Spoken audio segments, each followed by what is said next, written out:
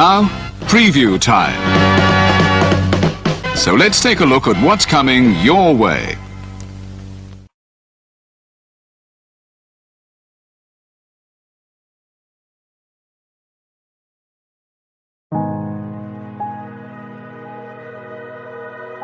Gary Hebert, the man, the myth, the legend. I was amazed, and I was looking to become a better skater myself, and I wanted to be like Gary. When you look at a guy like this, he's one of the most talented people in his profession. He's been given gifts by God. It can get frustrating at times when you're trying things that, that maybe don't come as quickly to you as other things. And, you never really felt that sense of frustration with Gary. It was always about improvement and positive reinforcement. Was it really the end? Was that head injury really the end? God has called Gary to continue to be a blessing to others and to be a passionate example. My name is Gary Hebert, and this is the World Academy of Hockey, otherwise known as the Inside Edge. I would recommend anybody that have a chance to come to his hockey school. I think it'd be well worth it. It'd be rewarding to all the kids and anyone he coaches, from whether it's an adult, a professional player, to a little kid like a Mike or a Squirt. Gary, from day one, has been instrumental to my hockey career. I started out as a potential Division III player, and Gary brought me single-handedly through high school and into a top Division I prospect. I owe it all to Gary, the biggest legend on and off ice there's ever been. Listen, watch, learn, be confident, and have faith. Those are the answers I was brought to. Yet, I only now am really learning how truly important those 5 things are. Through preparation, through appropriate thoughtfulness and thinking, we can learn to untie the typical knots between our ears that drive us into underachievement and underperformance. And lo and behold, we can learn, I think, to fulfill our God-given potential. Gary has the innate ability to make people not only better players, but better people. The life lessons they learn from Gary are incredible. You can always remember leaving that rink knowing as a player I got better, or I had something to improve on to get better. And I think that's what you excelled on as a coach, is giving us the knowledge to know what we needed to do to get better. There's coaches who know the game, but can you communicate and create passion in your kids and in your players? And Gary's able to do that. Gary's got great knowledge and the great hands, but more importantly, his ability to connect with people and care for them. His communication skills, to me, really stand out and separate him, and that's why he's one of the best, in the world. Gary's a legend. He's a special, special man.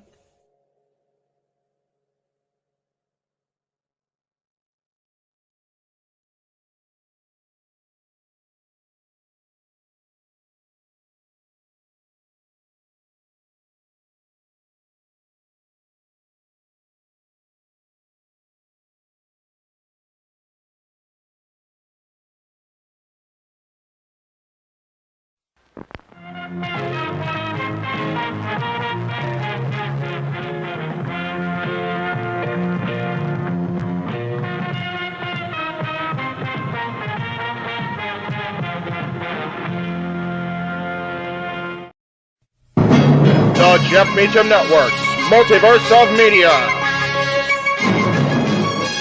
For over 15 years, the recognized symbol of excellence and the standard bearer in coverage of sports and entertainment.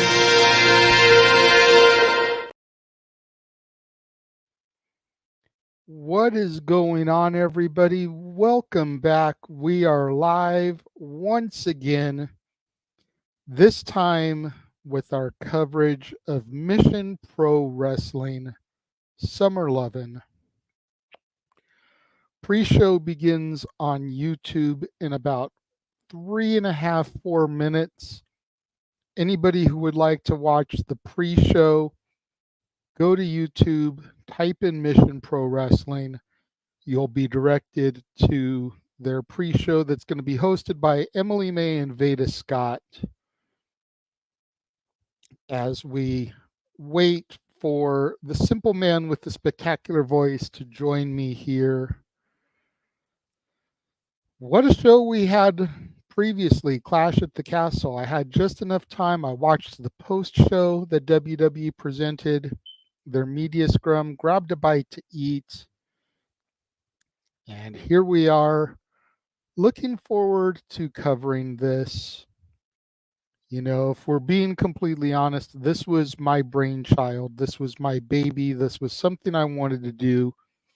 Once I saw the announcement of what the main event was going to be, which you heard me discuss a few times earlier, La Princesa Tiffany Nieves, the Mission Pro champion, defending her title against Izzy Moreno, the 17-year-old Bailey superfan that everyone remembers from the black and gold NXT front row. You know, this could be history here. Arguably, Izzy would have to become one of the youngest champions, not just in Mission Pro history, but in history, period, at 17 years old. Like, you've got to imagine that there haven't been that many other 17-year-old champions. You know, is this going to be history, or is La Princesa going to continue her reign? There have been a few people popping into the chat room so far. Daniel is here. Good to see you, Daniel. After Clash at the Castle, now we come to Mission Pro Wrestling Summer 11. Could we witness history be made when Izzy Moreno becomes the youngest Mission Pro Wrestling champion? If she does win, I wonder who will be scouting for her when she is 18 and ready for the big time. Will agents from TNA, WWE, NWA, or AEW even be watching the main event? Also, if Izzy does win, do you guys think she should have a year-long championship run before going to the big times? And when she makes it to the big leagues, who will her first opponent be? Anyways, I hope Izzy wins. That's a lot to try to digest, Daniel. First of all, I see the Simple Man has popped into the green room. So before I bring him on, though, let me just say I don't think she should have a year-long reign if she wins it. The indies, I feel, aren't made for year-long reigns. And especially a company that only has shows every other month, 6 shows a year. Not everyone is going to be like La Princesa, defending the title and other federations as well. But as the pre-show goes live on YouTube, let's go ahead and bring in the Simple Man with the spectacular voice. No rest for the wicked, Noah Foster. No sleep till Brooklyn. Let's just keep on going, good sir. Are you ready for what could very well be history in the making? You've got a better brain for history than I do. Has there ever been a champion as young as Izzy Moreno, if she is able to get the job done tonight? At this point, to my knowledge, I would say no. Prior to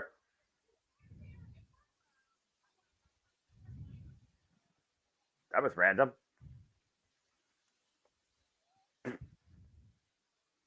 What was random?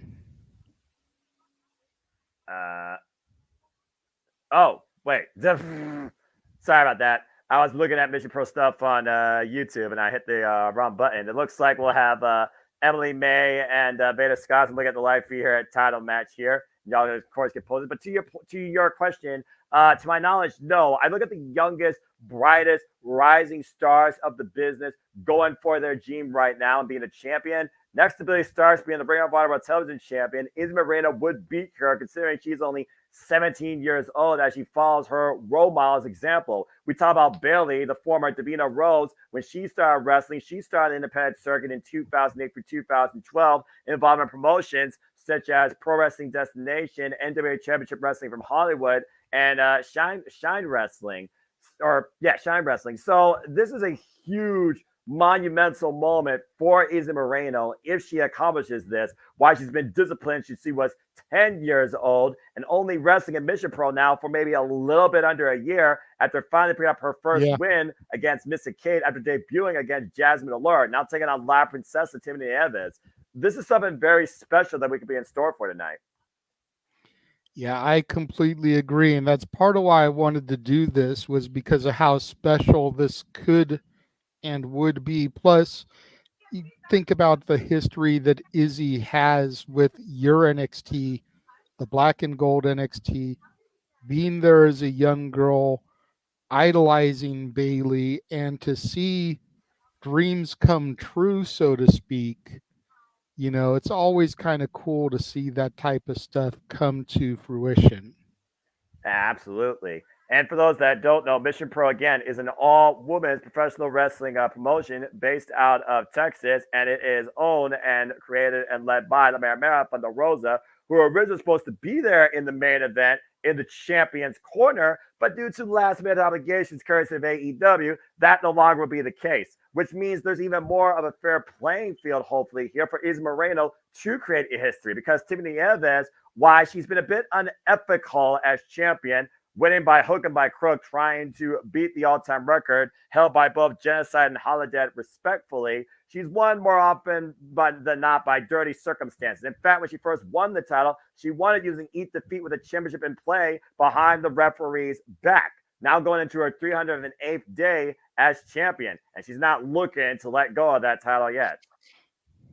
Yeah, I'm really curious what's going to happen with the whole Thunder Rosa thing, with La Mera Mera being booked on the AEW Collision show, as originally she was supposed to be taking on Rochelle Chanel in a match here this evening. Correct. You know, I haven't seen anything on social medias about a cancellation. I haven't seen anything about a rescheduling. You know, you would think that Thunder Rosa would make it known that she wasn't going to be at her promotion due to another commitment. So I'm very curious to see how this plays out, and if Thunder Rosa has a surprise in store for Rochelle Chanel as a result of her other obligations, if you will. Rochelle Chanel, having recently been one half of the Mission Pro Tag Team Champions, along with Madi Wrenkowski, who now performs in my NXT as Wren Sinclair. Yep, and Wren Sinclair, Madi Wrenkowski, of course, a former student of the Mera Mera Thunder Rosa and former Mission Pro Wrestling Tag Team Champion, part of the Bougie Reality, of course. And of course, those titles will be online tonight. The only other titles officially part of Mission Pro Wrestling, as Mission Pro Wrestling works with all sorts of our promotions, including the NWA. And we'll have NWA influence along with one of their territories tonight with a couple of pro tournament matches regarding the Exodus Women's Championship, which apparently will be defined at a later date, an NWA-led show, August 24th at NWA Exodus Pro Journey 2. And I love the fact that Exodus Pro, right out of my area, Ohio, I represent, is one of the rising promotions out of the Cleveland, Ohio area. So, again, Mission Pro always working with better promotions here. There's a lot of suspension of disbelief towards what could happen here as we continue through the summer in what could be one of Mission Pro's biggest shows so far this year. As I've watched highlights and shows, and you can watch matches for the YouTube channel and, of course, Talent Match and Mission Pro's website as well, looking at Boiling Point, which really is what led to this main event to begin with. As I see the graphic in front of me now, looking at the pre-show with Beta Scott and Emily, Izzy Moreno and La Princesa, Tiffany Nieves, of course, for the Mission Pro Wrestling Women's Championship. Yeah, Boiling Point, to your point, was kind of the whole jump start here. You know, Boiling Point was the show last August where Izzy Moreno made her debut and where La Princesa became champion. So both women kind of started their journey towards this point at that show. Izzy Moreno picking up loss after loss after loss until finally getting a victory and La Princesa going on a dominant run. I believe this is her 10th or 11th defense, Yeah, since she's in double digits right now. championship, because she's defended it in Exodus Pro Wrestling at some other federations. Exodus Pro Wrestling, for the fans out there, owned by the current reigning and defending NWA World Heavyweight Champion, EC3. The Overman, of course, as the NWA, of course, bringing back the territories in what is now one of their more regional territory partner promotions, of course. And to your point, Tiffany Nieves, who's been the current NJPW champion, the 5th champion in this young company's history, as Mission Pros only exists since 2019, goes in the day 309, looking to beat the record of Genocide at 329. She is going into her freaking 10th defense, her 11th defense tonight. She has defended in and out of NWA Exodus Pro, and of course during WrestleCade Ladies Night Out 13, which is where Izzy Moreno had her first opportunity and lost. And Izzy has been trying to get back to redeem herself from that defeat ever since. And here we are tonight, seeing if she can do it. But you got to figure that the Izzy Moreno that walked into Ladies Night Out is not the same Izzy Moreno that's walking in tonight. That Izzy Moreno was only a few months into her still very young career, still very much her rookie year here. But that Izzy Moreno maybe only had a half a dozen matches under her belt.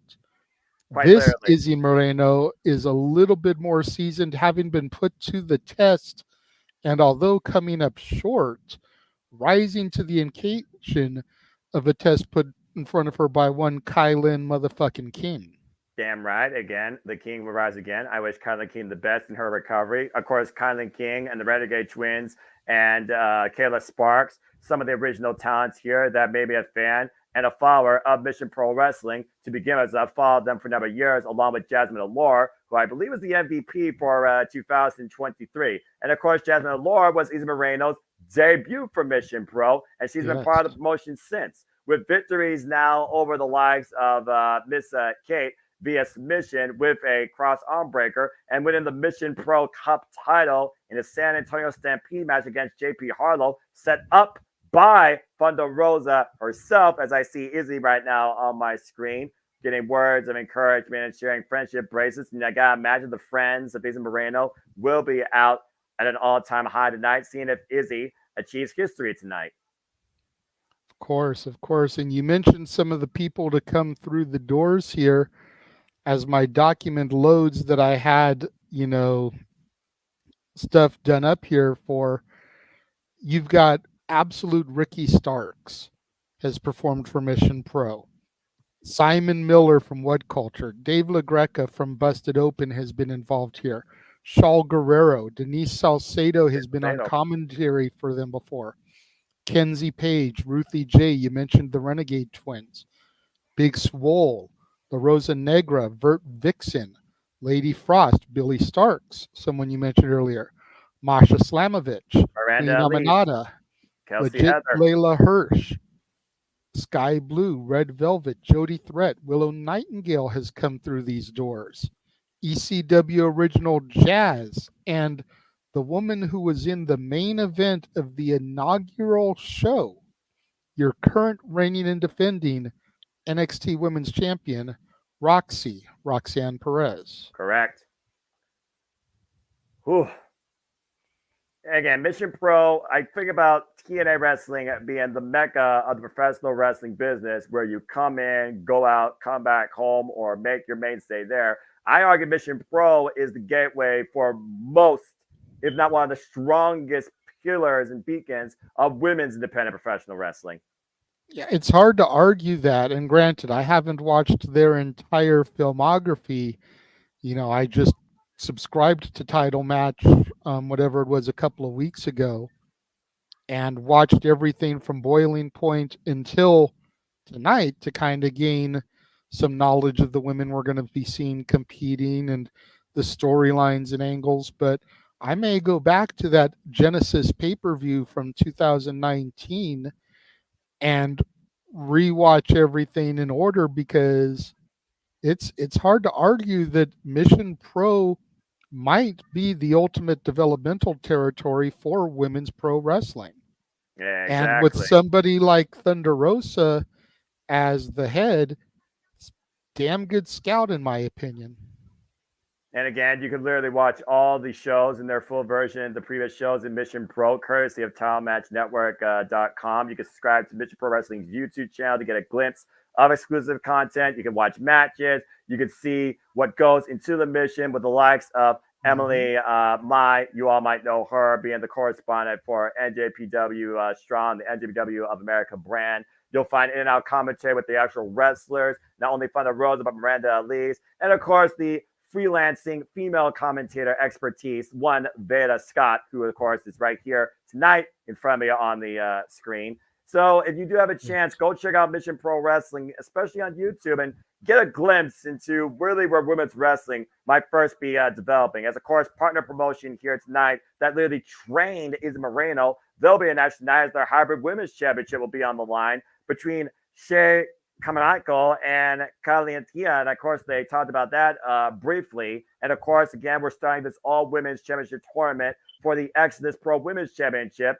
EC Freeze home run promotion with 2 tournament matches tonight. And then we also have a tag team title bout, as well as a, I would say, unique singles exhibition match in between all of that with no title on the line. But you do wonder what Angel Blue and Denise Day might be out to prove tonight.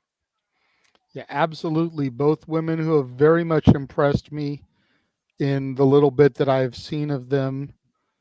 All of these women, there's still a couple that aren't that familiar with me as we take a look right here. London Dior and Kelsey Heather, still kind of fresh and new to me, but it's definitely going to present a lot of interesting developments, storylines, opportunities throughout, and no men booked on this card.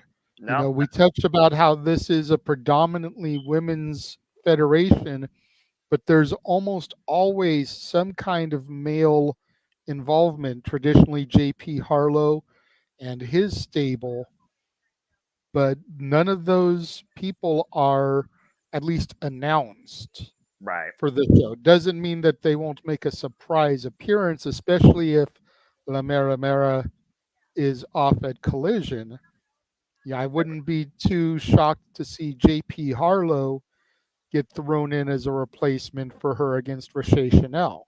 And of course, Deonna Purrazzo will take on the Mera Mera Thunder Rosa tonight in the 1-year anniversary of Collision, and what I hope is the main event, because it should be, damn it, in a no disqualification match. They continue the rivalry that's honestly started since Summerburst 2021 when Thunder Rosa first challenged Deonna Purrazzo for the TNA Knockouts World Championship. But that being said, we talk about Mission Pro. Kelsey Heather, no stranger to the wrestling industry, no stranger to Mission Pro. People might even remember her at times from AEW Dark, where she faced the likes of Julia Hart. And Kelsey Heather also trained by one Sean Spears and Tyler Breeze, a freelancer of sorts with 5 years of wrestling experience. Okay.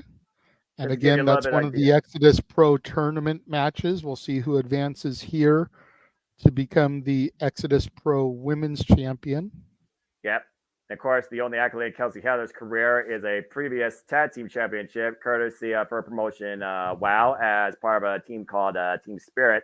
But I am curious to know how this Exodus Pro Women's Tournament plays out and what this title is going to represent, as they call this operation Chasing Atalanta. And again, this is to be defined and crowned come August 24th at NWA Exodus Pro Journey 2, as Exodus Pro Wrestling is trying to rise up out of the Cleveland, Ohio area, courtesy of the Overmen, as this is literally the opening rounds tonight of this tournament. And then on the other side of things, you got Miranda Alice, again, no stranger, been involved in Ring of Honor, been involved in Teen Impact Wrestling, once she challenged Purrazzo for the AAA Reina de Reinas Championship. She's taking on Queen Uju, apologies if I screw up that name, in another qualifying match to move forward in the Exodus Pro Tournament.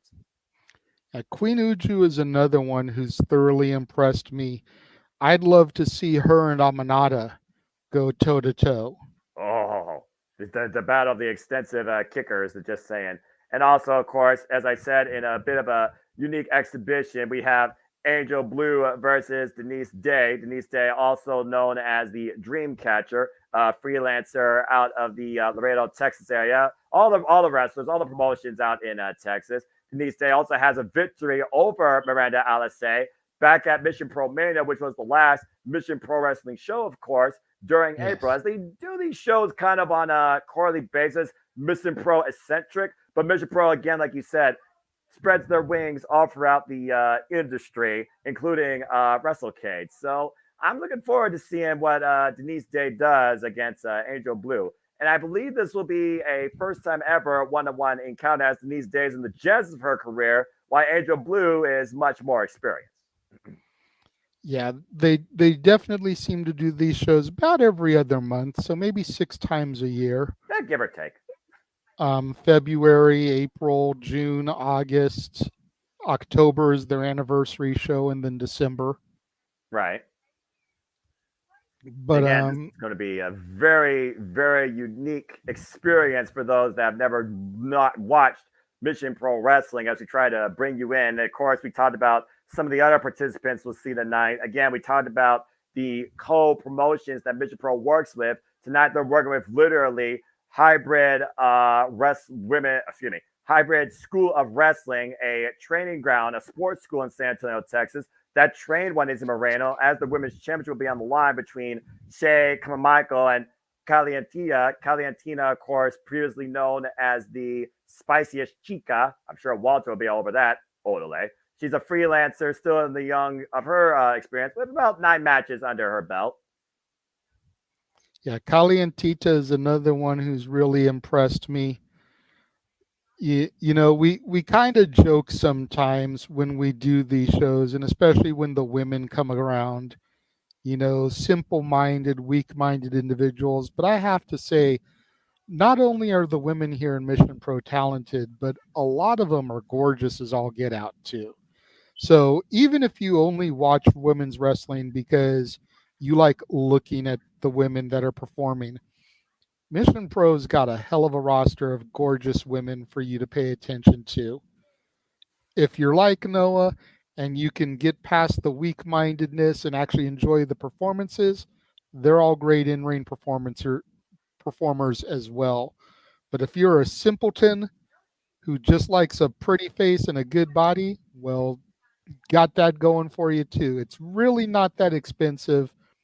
TitleMatchNetwork.com. The cheapest is $9.99, but you can't watch the live streams as they happen at that price. You've got to go up to the $14.99 bundle, which is what I did. That way we could get these things live as they happen. But it's definitely worth it. They've got shoot interviews there. They've got a ton of different promotions on their library. There was a show last night, DFW, which I'm assuming stands for Dallas Fort Worth, another Texas-based promotion. I would not put it past them. Yeah. You know, that's how we were able to kind of just test everything, make sure that things worked right. There weren't going to be any hiccups. There's a promotion, forgive me, I think it said it was ALW. The most recent show of theirs had Nick Nemeth on the graphic. So, you know, if you're a Dolph Ziggler person out there, you can check out some of his indie bookings when he's not doing TNA matches. A lot of stuff worth looking into for the $14.99 price point. You still have a few minutes to sign up if you want to watch along with us and see if Izzy Moreno can make history by dethroning La Princesa Tiffany Nieves. And like I put out on social media this morning on the Twitter, the Twix, the X, whatever you want to call it, X gonna give it to you. Yeah. I can't think of an independent wrestling match that I have been more torn between, because La Princesa is the reason I tune into Billy Corgan's NWA every week on the CW. Oh. Ever since I first discovered her there, I have become a huge fan of hers. I love watching her work. She's a great in-ring technician. She's out of OVW, where Al Snow's running things now. And then you've got Izzy Moreno, the super fan that deep down we all are, making her dream come true, out there grinding, and she could be one of the youngest champions in wrestling history. Not just Mission Pro history, wrestling history, period. If she can dethrone La Princesa here tonight. And of course, Tiffany Nieves is also a previous challenger to the Burke, currently held by Kenzie Page in the NWA, and was able to successfully retain against her in a TV bout, as Kenzie Page might be fully empowered, as Pretty Empowered implodes, and it looks like her younger sister might be coming after her title. Of course, talking about Pretty Empowered, we talk about the tag team titles here at Mission Pro. The King Bees, of course, that were able to beat Pretty Empowered, not only coming as the MPW Tag Team Champions, but the NWA Women's Tag Team Champions. As we wait now for Title Match Network to switch here on the live stream. And that was kind of interesting how they did that, because unfortunately with Madi Wrenkowski, Wren Sinclair, getting signed to WWE and NXT, they had to vacate the championships. Currently held by So what they ended up doing was they had 2 fatal 4-way matches, singles matches, where the winners of those 2 matches were then able to pick a partner to face off in a tag team match to crown the new champions. And originally it was Maya World, and I forget who she had as her partner, forgive me. They won the titles, but in their very first defense, lost the titles to the King Bees, which is why they are now the champions today. I believe part of the additional superstars appearing, I believe we may end up seeing Maya World facing off against her partner, and the fallout of that whole title change here this evening as well. Just no graphic for that one, but wouldn't surprise me. What a interesting way that they did to try to fill the vacancy of those championships. To your point, Kia Dream and Maya Word, of Kia course.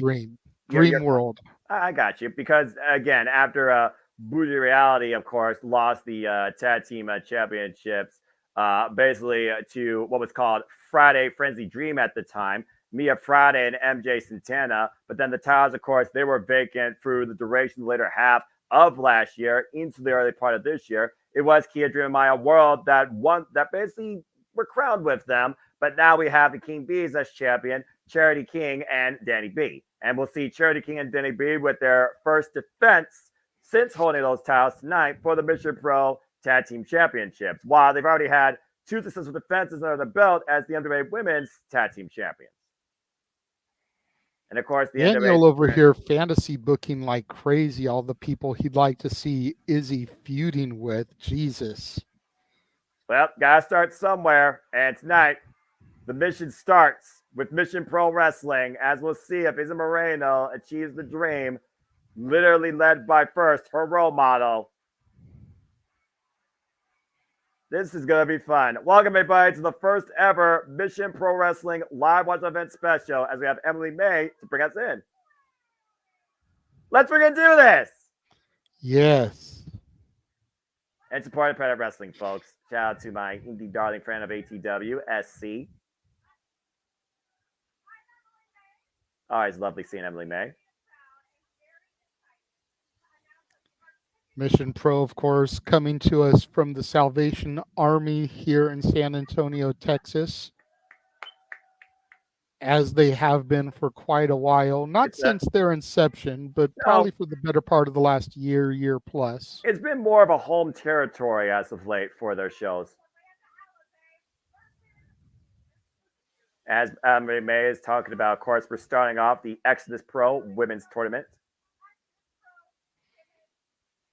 And forgive us, folks, if we're a little bit quieter than normal here, as this is the first Mission Pro show we're doing. We don't really know how their layout is, how they've got things stacked. So if we have a little bit more downtime, as we try to hear them set stuff up than normal. Forgive us. But as soon as we know what's happening, then we will definitely bring you in and try to do our job to present things. As we get ready for our first contest for the evening. Nice to see Eliana back here as our ring announcer. It looks like our first match is going to be London Dior versus Kelsey Heather. And it's going to be our first match to open the Exodus Pro Tournament. And again, it is hot down in Texas, and it's fiery hot here also in the Midwestern in Ohio as we bring you into our first ever watch-along coverage of Mission Pro Wrestling. So everybody, welcome once again to WWE Multiverse of Media live watch event schedule, bringing you everything possible with unique specials. Yeah, it's hotter than heck out here too in Victorville in the high desert. 96 degrees and windy outside. Oof, Thank God for air conditioning. And again, I am the Simpleman Noah Foss. The women, of course, is my color analyst in all things wrestling as of late. The Renegade Wrestling JJ Williams.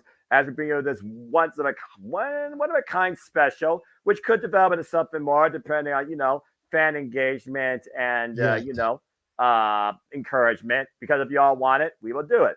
And again, if you want to dip into the conversation, super chat. It's as simple as that. As we bring you independent wrestling coverage for women's wrestling held here by Mission Pro Wrestling out of the Santo, Texas area.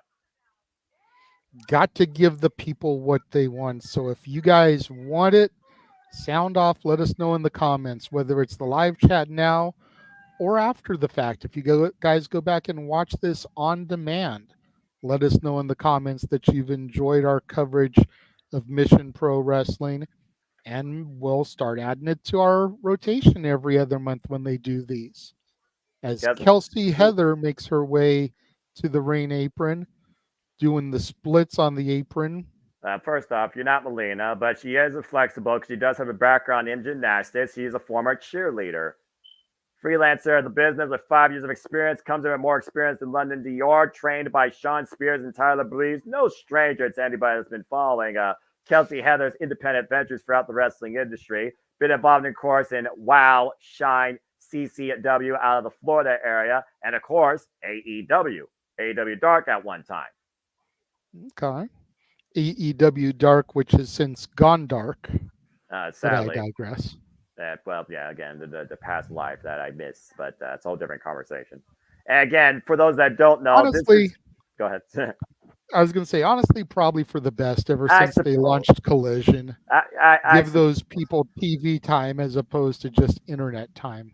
True that. Bell Reigns are underway. And again, happy 1 year anniversary of W Collision. And who knows? Maybe we'll go back through and cover that in the archives, or at least cover the Virtuosa, Dion Barrasso versus the owner of Mission Pro Wrestling, Mera Mera from the Rosas. I am not there tonight, but that's okay. Perez for patches. I'm glad to be here for this. Stiff Carnival type going to go on with Kelsey Heather and London Dior. And let's keep in mind, folks, the winner of this match moves forward in the tournament. The other one is eliminated. This is a single round elimination tournament, as we know. I don't know the depth of the bracket, but we know what this is for, to become the first Exodus Pro Women's Champion. Nice catch there by London, though. Oh! Ranked. World's strongest slam by London as Kelsey looks for a reprieve on the rope. Oof. Very smart there by Kelsey to roll to the bottom rope, get that little bit of distance from London Dior. I think you're a second or two ahead of me, but it's not a big deal as long as you're ahead of me and I'm not ahead of you. And Kelsey right now going for a single leg grab, and London saying no. London Dior with a bit of an unorthodox background, shades of one Willow Nightingale. Definitely the more powerful of the two here. Definitely would seem that way. And I mean, you look at those tree trunk legs of London, you're not going to be able to get a single leg takedown off of someone like that. But a nice little flip and arm drag from Kelsey Heather, getting a little bit of control. Well, again, that cheerleading background coming into play as she escapes the head scissors from London Dior's legs. Once again, both London looks a little bit shocked there. But that comes with that inexperience as well. London Dior is still very young in her wrestling career. Shot to the midsection, but right now London not getting lost in the moment here, looking to create history. Big shot side of the head to Kelsey. Falls again. Big back elbow strike takes Kelsey off her feet. Kelsey rolling again, though, towards the bottom rope, towards the apron. And London, though, in the corner, catching her with a jumping elbow strike. And we mentioned, again, the background of London Dior versus Kelsey Heather. Looking the power, the stalling, vertical position, holding Kelsey up straight. And just walking around with her at this point. Just having her way with her. Great show of strength here by London Dior.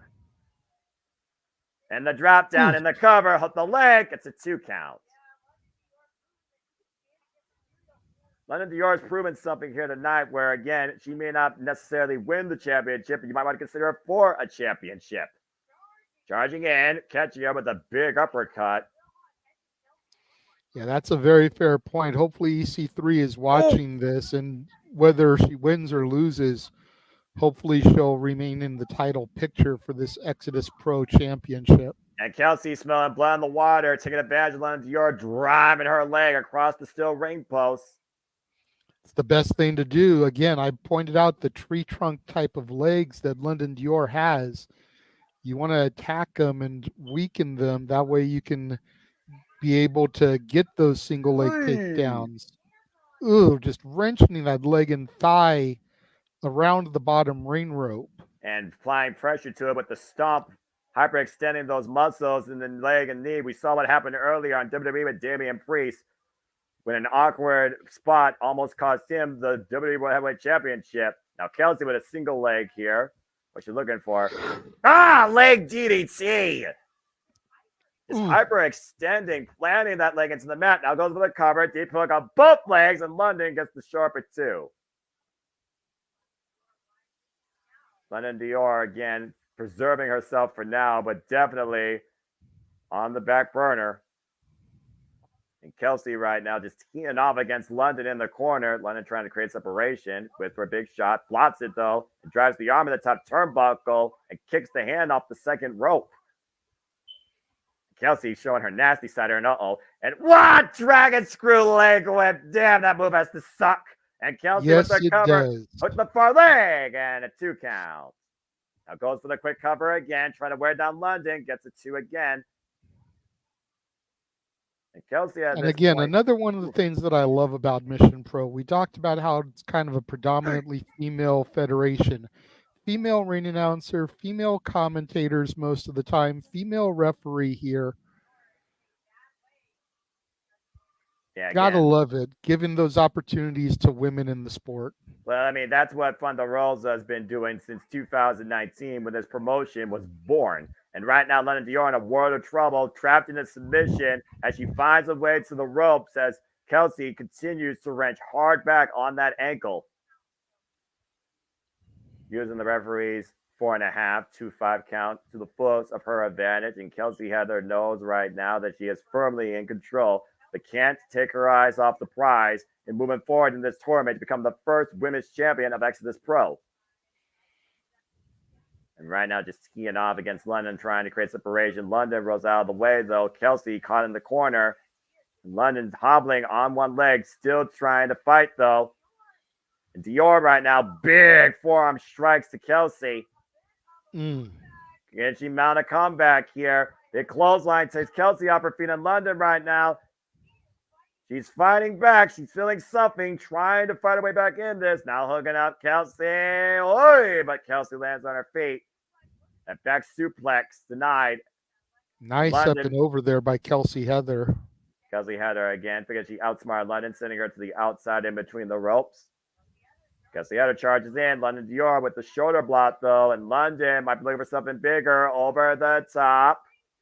Slingshotting back in, but again, tweak that leg. And Kelsey trying to take advantage. London catching her, though. Backdrop suplex. And the cover by London. Deep hook, sit down, kick out.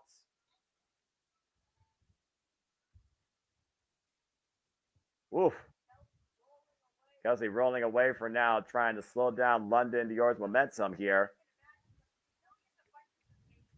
But again, what are you willing to do to become a champion in this business? Fight through pain, overcome adversity, take on any challenge put in front of you. And again, right now, London Dior just trying to make sure that Kelsey Heather stays away from that leg as Kelsey might be looking for, oh, wait a minute, the counter. Oh, look at this, the roll up, Whoa. That was very close. Good transition there out of submission. Yeah. And right now, fatigue has to be setting in for both these ladies. London Dior by Kelsey up on the shoulders. Kelsey able to fight back, though. Once again, going back to a single leg pick. London, though, trying to take the arm. Meanwhile, body strong, cradle, takeover, kick out. Great opportunity there from London. Trying to make the most of these with that bad wheel. Again, the strong legs of London. Kelsey Heather knows where the power lies. Mean stunner by Kelsey Heather. And Heather, once again, going back to the leg, wrapping it up, potentially here into a figure four leg lock. Cinched in deep in the middle of the ring, and London Dior with nowhere to go. Has to find a way to reach the ropes to force the break or turn over and reverse the pressure. And looks like Kelsey Heather is bridging up a figure eight, and London has to tap out as Kelsey Heather moves forward in the tournament. Great match there to kick things off. Good opportunities for both women. Good try there by London Dior again. Maybe wasn't able to come out with the win this time, but EC3's definitely got to have his eye on her for contention down the road. Yeah, you wonder where Kelsey Heather learned that move, as again, her gymnastics background come into play, bridging up on the figure four leg lock, adding even more pressure to the already compromised leg and knee of London Dior. She picked the target and stayed on it, and now Kelsey Heather finds herself moving forward towards making the history, becoming the first ever women's Exodus Pro champion. And winning her debut match, by the way, in Mission Pro Wrestling. This was Kelsey Heather's Mission Pro debut. There we go. And again, for the fans at home, we don't want to try to pretend like the match quality here is on the level of AEW, TNA, NXT. It is very much an independent federation. Which is fine. You're going to see some sloppy moves. You're going to see some botches. But at the same time, you can't get better at your craft unless you make some mistakes. So if you are tuning into Title Match, if you are giving this federation an opportunity and watching along with us, don't expect it to be WrestleMania quality matchups. Go into it with an open mind and an open heart as you watch these women put it all on the line here. Bottom line, just enjoy life and enjoy wrestling as we get ready for our next SS Pro Tournament opening match with Miranda Alice and Queen Uju. A little bit of talking about the Hybrid School of Wrestling, of course, the training ground in San Antonio, Texas for one Izzy Moreno. Nice. One of the things that I really kind of get a kick out of here is how people, whether it's fans or corporations, sponsor the talent. Yeah, they make donations to help fund the talent for being there. That way people can see who they want to see. Yeah, I think that's a great touch. I mean, it's all about giving into the business to help it grow. And that's really what it's all about at the end of the day. If you're a fan of professional wrestling in and out Mission Pro, I've seen that at Chaos Wrestling Movements here during Toledo's time. I've seen that during Insane Wrestling Revolution, owned by Rhino up in Michigan, as the Lucha Baddie comes into the screen. Miranda Alice.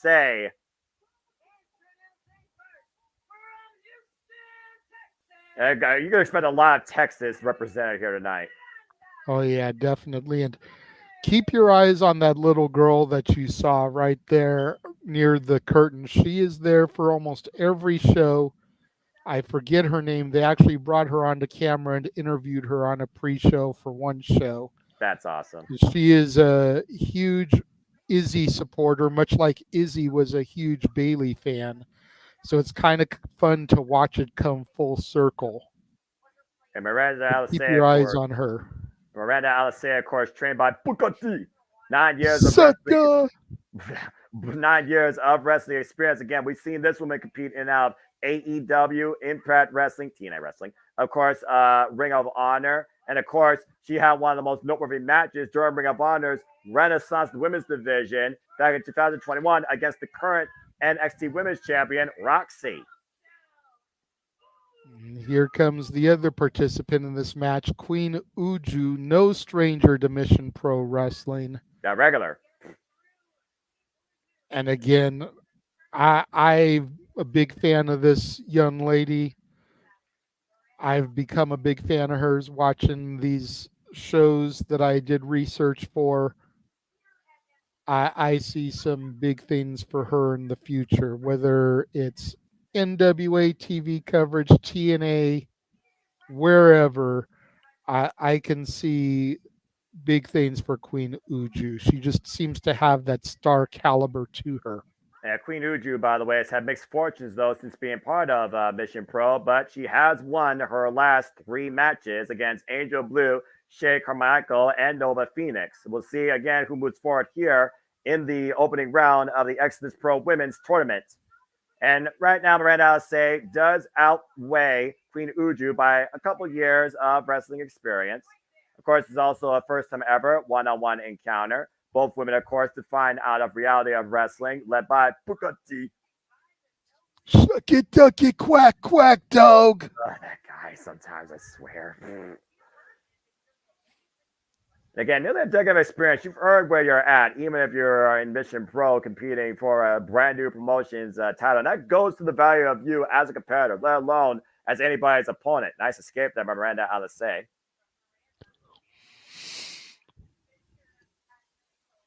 And again, you talked about, though, this is home territory for Uju, who's been here longer versus Miranda Alice. While Miranda's been all over the place. Definitely more of a freelancer, while Uju is more of a homecomer. It's a fair point, but could that travel bring a little bit more experience, a little bit more of an edge for Miranda Alize? Well, Miranda Alice, though, again, tested also in out of Mission Pro. The last time she was involved in Mission Pro was Mission Pro Mania against Denise Day, and she won. And of course, this is a first time ever, so you really have no history to this, let alone this championship being established. Nice hammerlock here, though, by Miranda Alice, wrenching back on the left arm of Queen Uju.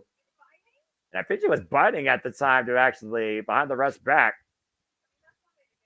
I mean, you know, that's one way to, you know, force your opponent's will. Get to the midsection by Queen Uju. And trying to get back control here. Oh, I got paint brushed. Massive headbutt, though, by Miranda Alice.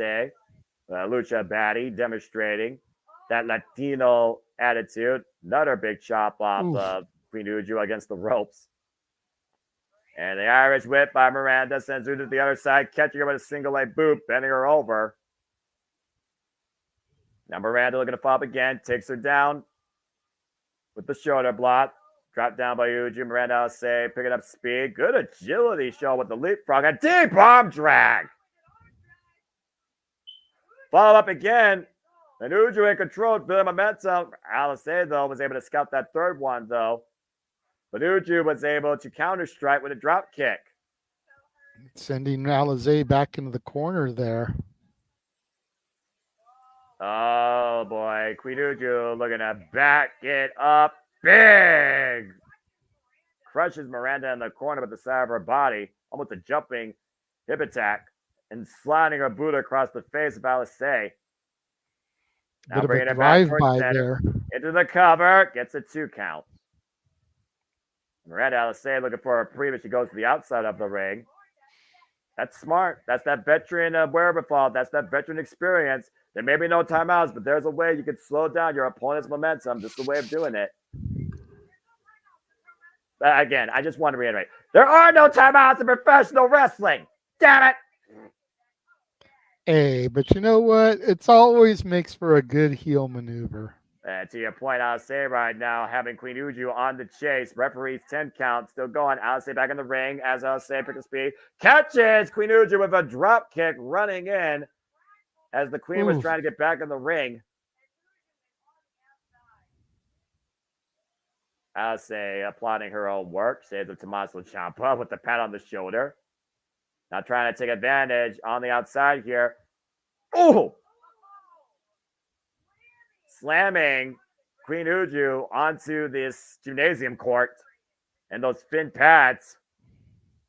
Yeah, very thin. And you notice how few they have, Noah.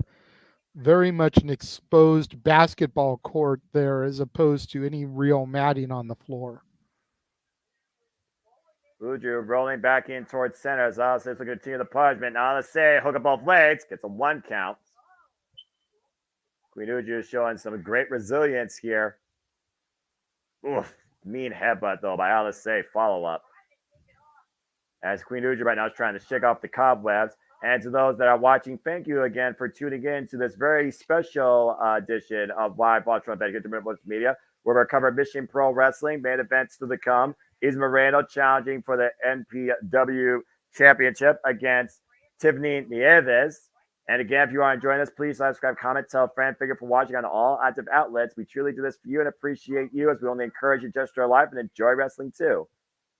I'll say locking up the arm again, using the top rope this time, wrenching hard back on that arm. As referee immediately forces the break.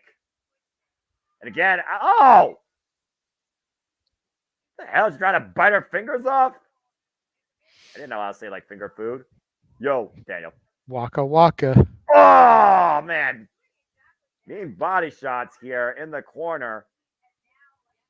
The referee needs to create some separation possibly here for Queen Uju's sake. Bring it back towards center. Hook on the near leg. Kick out at 1. Again, honestly surprised that Uju kicked out after 1 there. I figured that would at least be a 2 with all the punishment she suffered.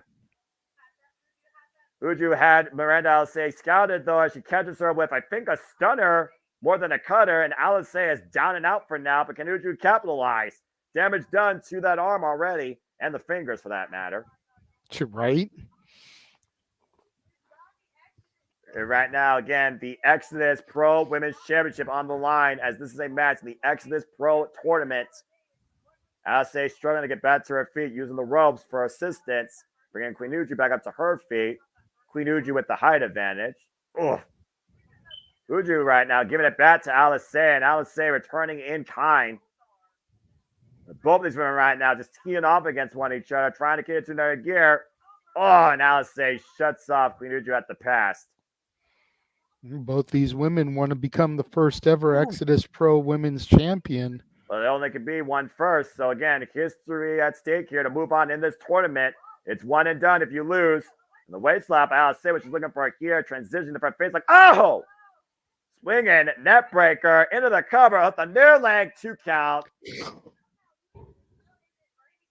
And right now, Uju is showing her perseverance. And Alice is starting to lose it. Yeah. Uju showing her perseverance. Alize showing her frustration. And right now, unleashing it on the back of Queen Uju. And of course, we know that Kelsey Heather already is moving on. The front face lock. Looking to hoist up Queen Uju. Queen Uju able to counter, though. Transitioning now into the waist lock. Big German suplex to Alice. Oof.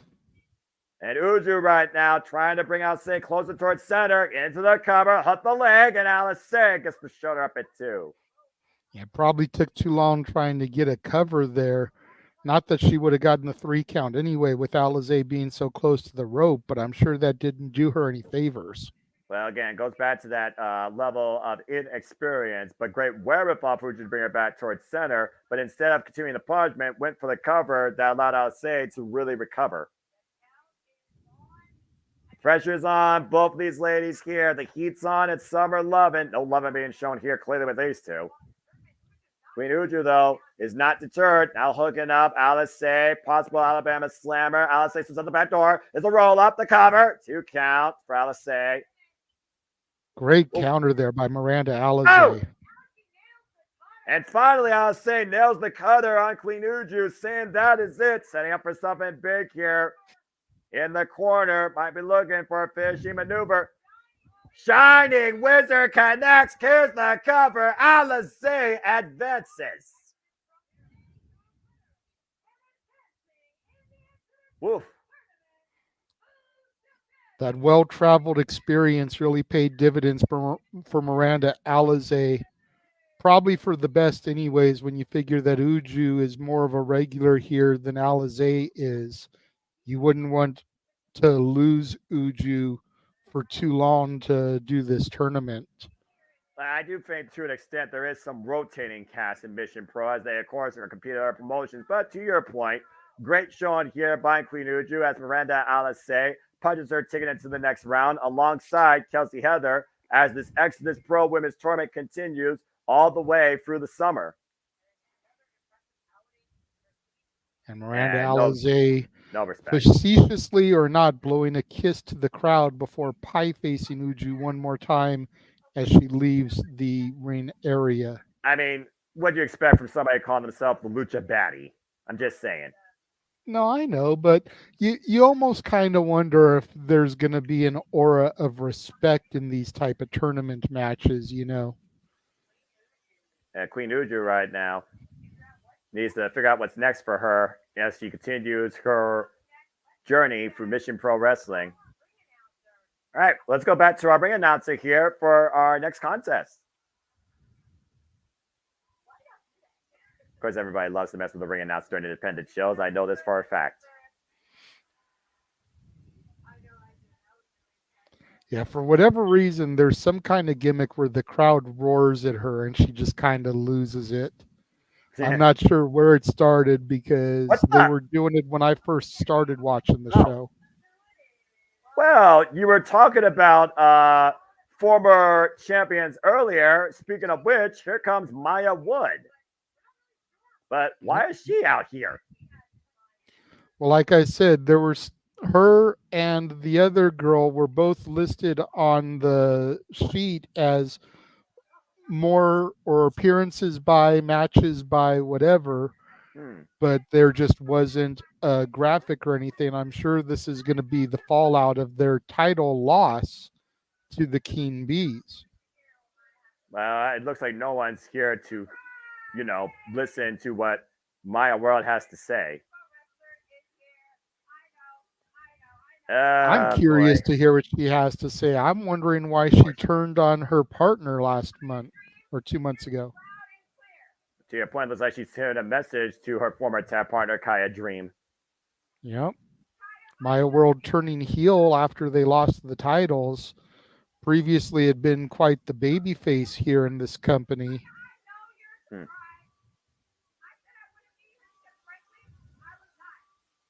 Said she wouldn't be here because, frankly, I was not. Right. You are out of the Texas area. Damn. Well, there's that typical value of my tag partner ain't worth bleep.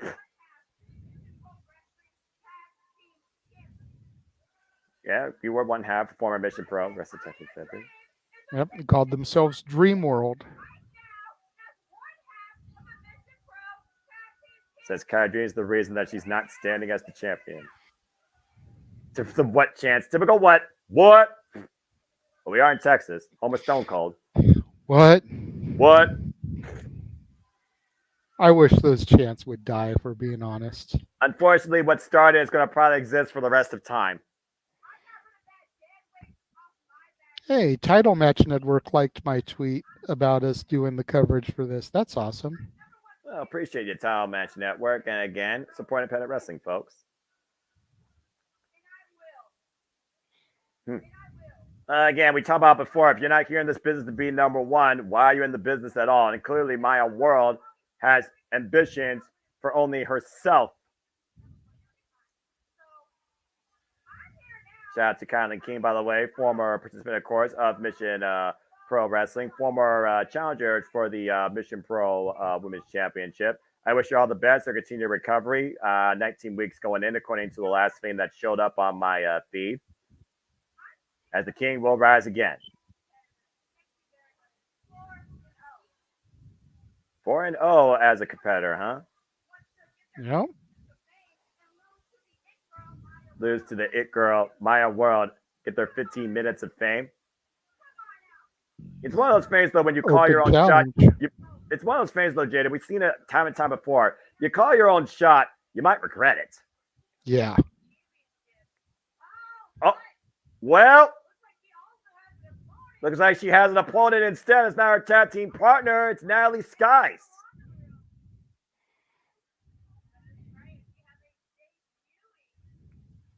And this is a debut, folks, for Mission Pro. Yep. Natalie Sykes here. And she's on her own excursion here in America. How funny. We watched the show from Glasgow, Scotland, and she's from, let me get this right, Leeds, England.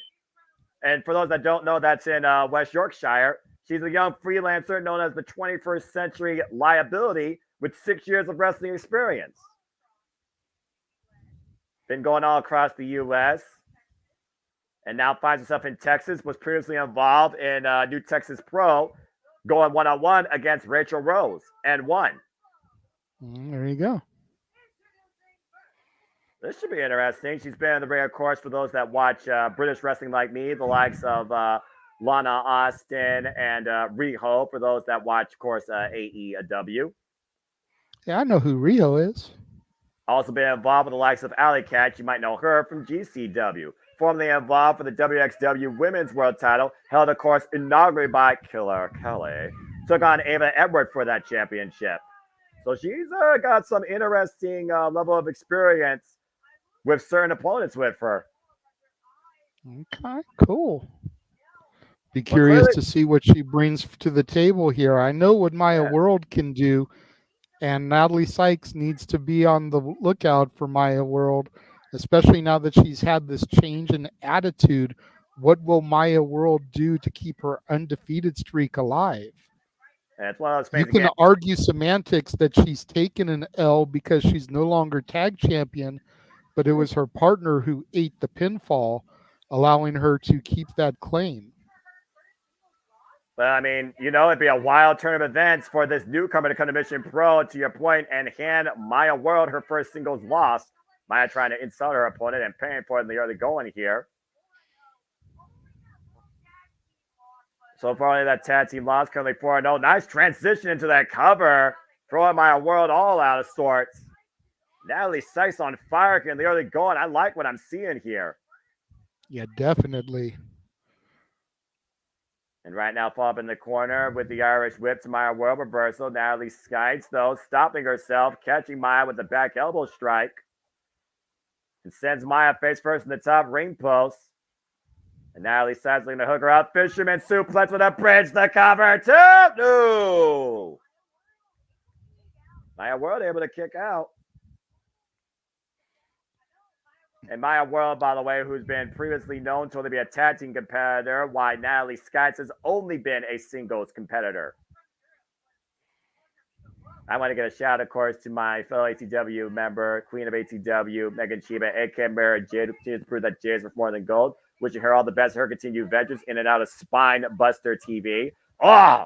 And Natalie Sykes driven off the top ring rope, whiplash effect to the back of the net. Maya World taking advantage, big kick out of the corner. Jesus. Totally rocked Natalie Sykes there. Cover, now Maya World giving herself a pat on the back. Yeah, and again, their ego could be your downfall. You wonder that moment of self-gratitude cost her the decision there as Natalie was able to kick out. And imagine again, Natalie Sykes pinning Maya World in her singles debut in Mission Pro Wrestling. Now hyperextending the leg underneath the jawline of Natalie. That's the rest 5 count here. Let's see if Maya World delivers on these self-made promises. Now, so if Maya World ever goes to work for TNA, will her theme song be Maya World, Maya World? I hope not. Don't give Dale Oliver any ideas. I'm just saying, JJ, we'll have issues. Come on, tell me that wouldn't be perfect with her name. That's too perfect, too ridiculous. The thing is, though, you say you're done with your tag team partners, your tag partner done with you. I gotta wonder if Kia Dream is gonna come back for revenge. Oh, and now they able to duck underneath, and Schoolgirl, at least though, and slightly distracted there, Maya's by the people and probably by the fact her partner's still on her mind. Wasn't probably expecting this opponent here tonight at all either. Newcomer to Mission Pro, just teeing off against Natalie Sykes. And of course, Maya World right now, I imagine, has to have ambitions for the Mission Pro Wrestling Championship. Well, if you don't, then you're in the wrong business, the wrong company. Everybody that steps foot in the ring's got to have their eyes on the championship. Well, we'll see if Maya World will be looking on for Tiffany Nieves or scouting Izzy Moreno still to come tonight in our main event. As Maya World right now is taking advantage of Natalie Skites in her Mission Pro debut. Looking to hook her up. Natalie, though, able to counter. And once again, strong leverage here. Oh, wait a minute. Look at this. Look at the legs. I quit. Whoa. That was clever. Now the lateral press. And Maya bridging out. Going up and over. Able to escape. Beautiful maneuver there by Maya World. Big you almost slap. got to wonder, Noah, if she's got her eye on the Mission Pro Championship, whether it's Tiffany Nieves or Izzy Moreno, or if she's more focused on the Mission Pro Cup, because the Mission Pro Cup is going to have to be decided coming off the heels of this event as Izzy Moreno cashes in her opportunity, and whoever wins the Mission Pro Cup can go after any championship they choose.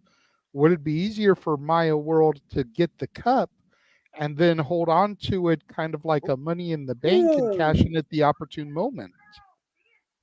I mean, again, it's like, as good as golden ticket, cashing on the opportunity. And we'll see as Moreno, she cashes in steps of the night after Natalie just made Maya see stars. Now looking to pick up momentum here, running in with the elbow strike. We talked about this earlier with Maya World, maybe too distracted on something she has yet to pursue versus what's right in front of her. The snapmare by Natalie Sykes here. Big spinal tap kick to the back. Rolls her through in the air against Maya World. Might be her dismay with the DDT. Cover off the leg. And Natalie gets the 2 count. Natalie has to stay on the gas here. She's in the driver's seat. She's that close to winning her debut here at Mission Pro Wrestling. Desperation's got to be setting in here. And right now, for momentum in favor of the newcomer, the waist lock applied to Maya World. Maya trying to fight back, though. Trying to keep her feet off the ground. Meanwhile, the roll through, victory roll, deep hook of both legs. Natalie, though, with reversal. Big up kick by Maya World underneath the jaw of Natalie Skites. What's this? So the submission. Oh, wait a minute. The roll for the reversal by Natalie, too. Almost got her again. That's her name. Big cutter. Natalie Skites with a huge opportunity here as Maya World rolls to the outside. Train separation and preserving her singles undefeated streak here so far in Mission Pro. Natalie looking to bring Maya World back in. Sykes, though, slow to follow up. And Maya taking advantage, throwing Natalie up against the second rope. Oh, no. Maya World trying to bring a chair in play. Referee stopping Maya dead in her tracks, thankfully. Making sure this match stays clean. Meanwhile, Smash like, oh no! A different chair to the ribs as she was clearing the other one. And Maya taking advantage. Unique roll up here. And 2 count again as Natalie finds a way to escape. But it's a super kick, turning her sideways. Now Maya, Natalie's sides get flattened, covered, and Maya World puts a damper on Natalie Skites' Mission Pro debut and keeps her undefeated streak alive. Great match there. Great showing by Maya World. Good opportunity there for Natalie Sykes. Hopefully we'll see more of her in the coming shows. Well, I mean, she's 5-0 in singles competitions, but I think Natalie Sykes proved a lot here tonight. Oh, come on. This is unnecessary. You beat the girl fair and square in your own mind. You already made your statement. Get the heck out of here. And the referee creating separation for now. Distasteful sportsmanship, as one would only expect from Maya World. But still, tremendous singles debut in Mission Pro Wrestling for Natalie Sykes. I wouldn't mind seeing Natalie Sykes compete for the Mission Pro Cup after that. Yeah, absolutely. Hopefully see her back here again sooner rather than later, more often. Natalie Sykes, well done, well fought. Of course, the audience always loves to dictate who their favorites are as we get ready now for tag team action for the, I believe, MPW Tag Team Championships as the King Bees defend against Fire and Fury.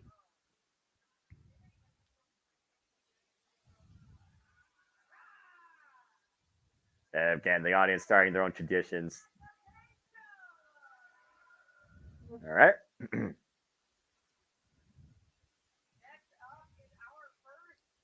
Here's our first championship match of the night, the first of 3 championship matches for the NPW Tag Team Championships. As you see the challengers, oh my word. The debut of Nova Phoenix. And talk about a heavy unit. This looks like 2 chicks you don't want to meet at a bar. Yeah, definitely. I guess they call themselves Fire and Fury. Making their tag debut together at MPW. Nova Phoenix I've seen a few times. Morgan Mercy, I think only once I've seen on a previous show. Nova Phoenix, very impressive, though. But it's also one of those things, you look at the build of these two. We're looking at 2 powerhouses here. And according to my brief research, yes, folks, I have another computer here. It looks like this is their tag team debut, period. Yeah.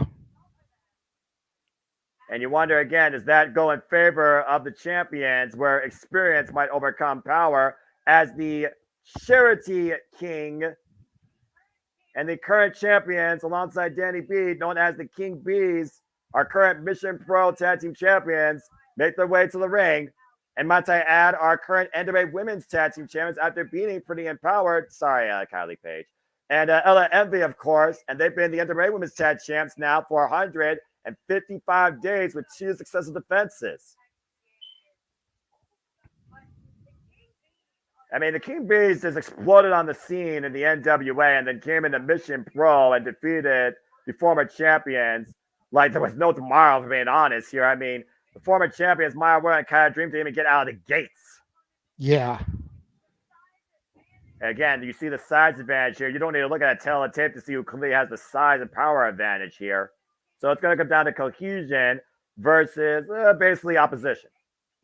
Well, let's not undersell Charity King, though. She's a thicker girl herself. While Danny B is definitely the odds out here, smaller competitor, Charity King should be able to carry herself well against these bigger individuals across from her. Well, again, also with any tag team, we usually have like the power and then you have the technical agility. And I feel that you could say that about definitely the smaller of the two. To your point, Charity King and Danny B. Go down. The question is out of Fire and Fury, who's the technical and the agility? I'll get back with you on that.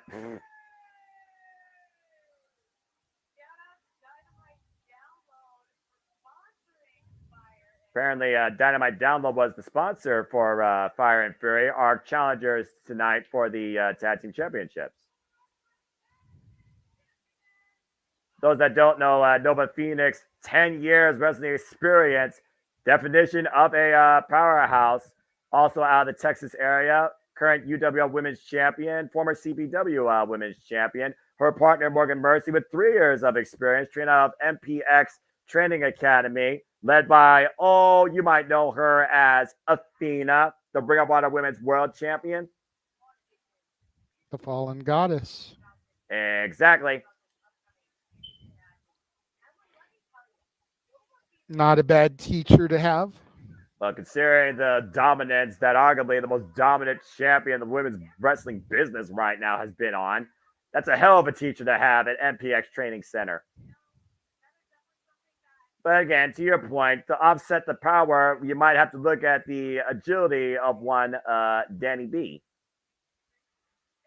And of course, Danny B and Charity King, both trained by, go ahead, do it, out of the Reality Wrestling Academy. Oh, shucky ducky quack quack. I expect him to have said that probably for this match if it was on NXT. And if y'all don't know, go check out NXT this Tuesday to see who arrives with our locker rooms to challenge Trick Williams for the NXT World Championship. Of course, at NXT Heatwave, which we will cover next month here at the JMN Multiverse of Media as bell rings were underway. Oof. And Danny B right now is definitely going to have to use speed to her advantage to avoid the clutches of, I believe, that is the Nova Phoenix. Danny B with the quickness right now. Playing evasive against Nova Phoenix. And Nova might be getting a little frustrated at this point. A little bit of feeling out without even contacting one another. Danny B is going to buck up now to Nova Phoenix. I don't know how wise this is. Stiff con up on top in the middle of the ring. Oh, boy. Well, the old saying goes, it's not the size of the fight, or not the size of the dog in the fight, but it's the size of the fight in the dog. Clean break so far. Maybe Danny B's got trying to show that she's got a lot of fight and shouldn't be taken lightly by these two obviously bigger individuals. Yeah, but also, of course, sometimes the heart outweighs the mind, and I don't think this is a smart judgment call with the waist lock, attempted German suplex. Oh, my word! And Nova Phoenix taking Danny B for a ride. You spin me right round, baby, right round.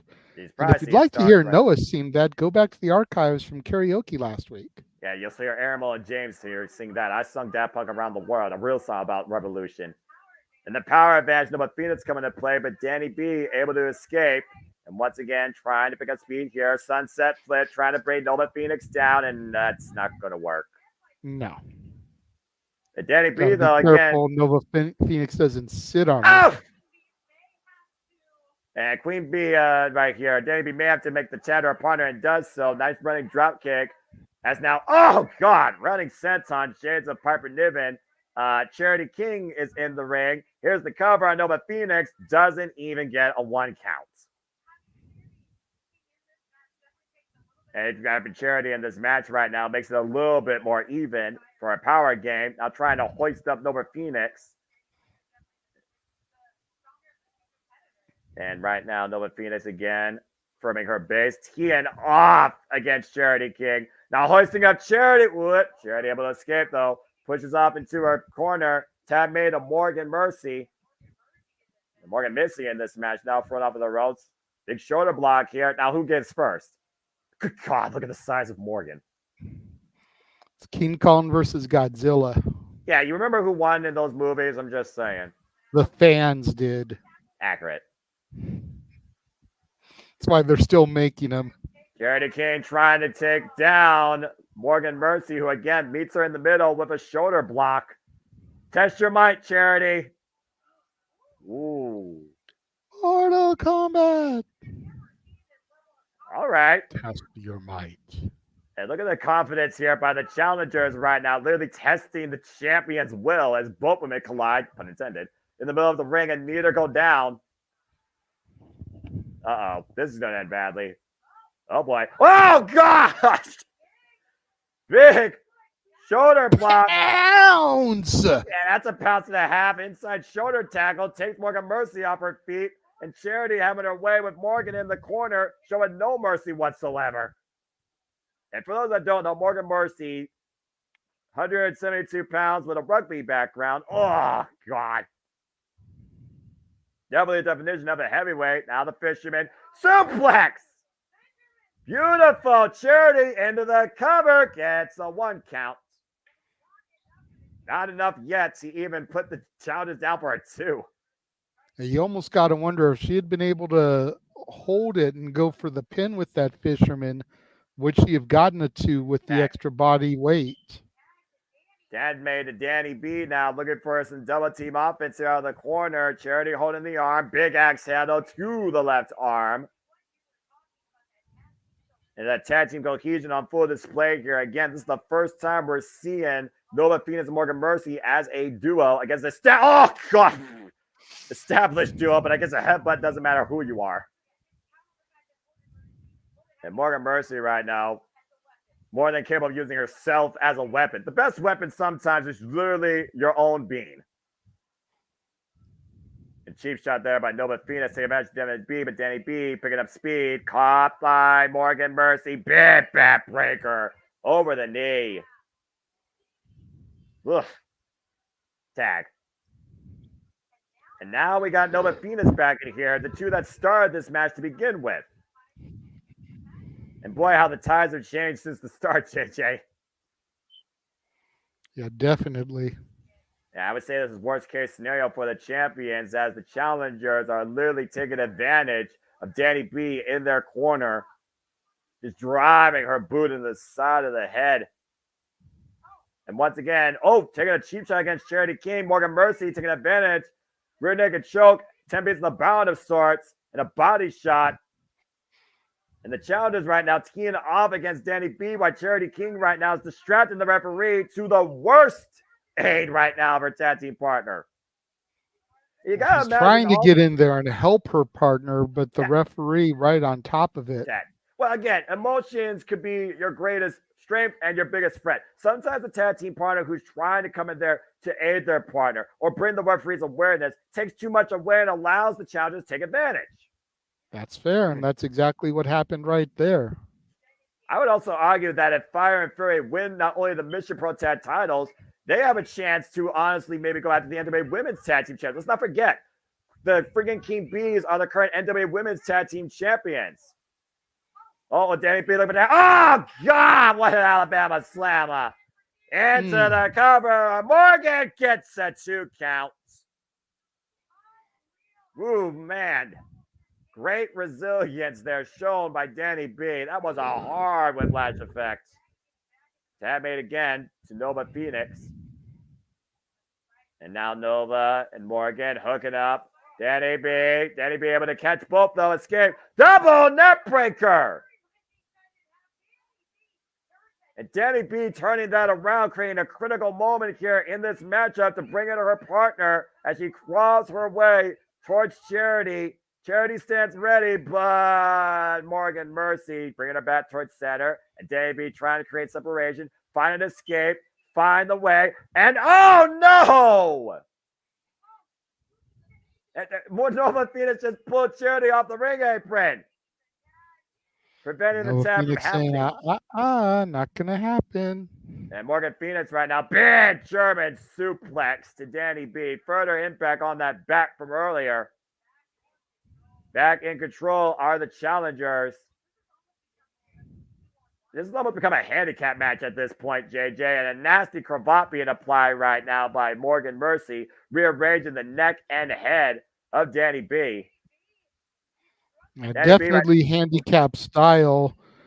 Danny B is desperate for a tag. She needs Charity King to get back on the ring apron, and she needs that hot tag. It's the only thing that's going to help the King Bees keep their titles.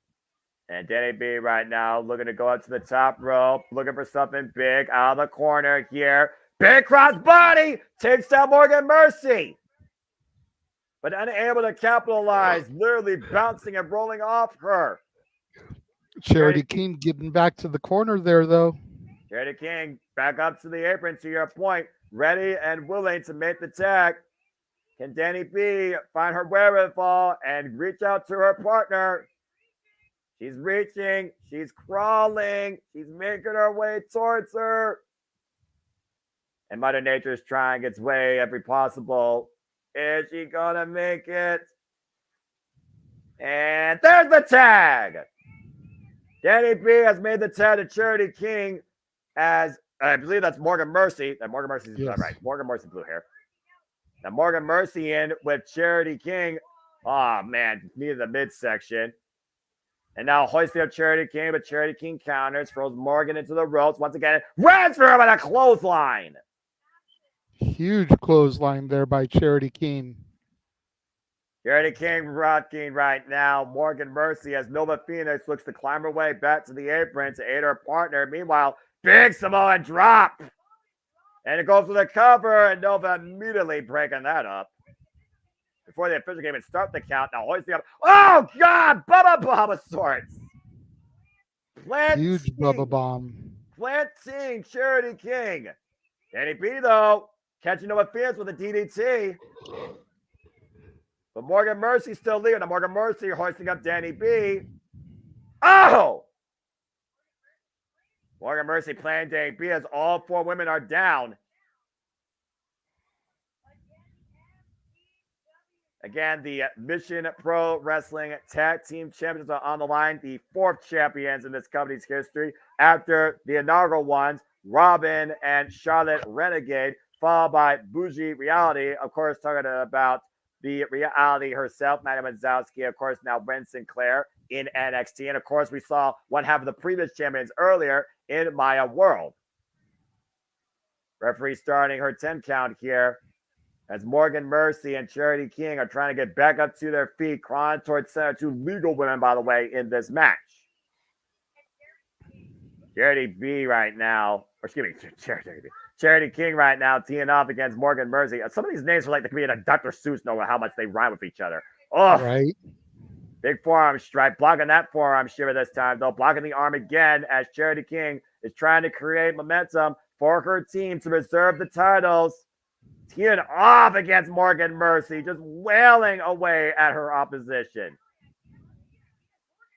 Morgan Mercy down to her knees, and Morgan looking to create separation.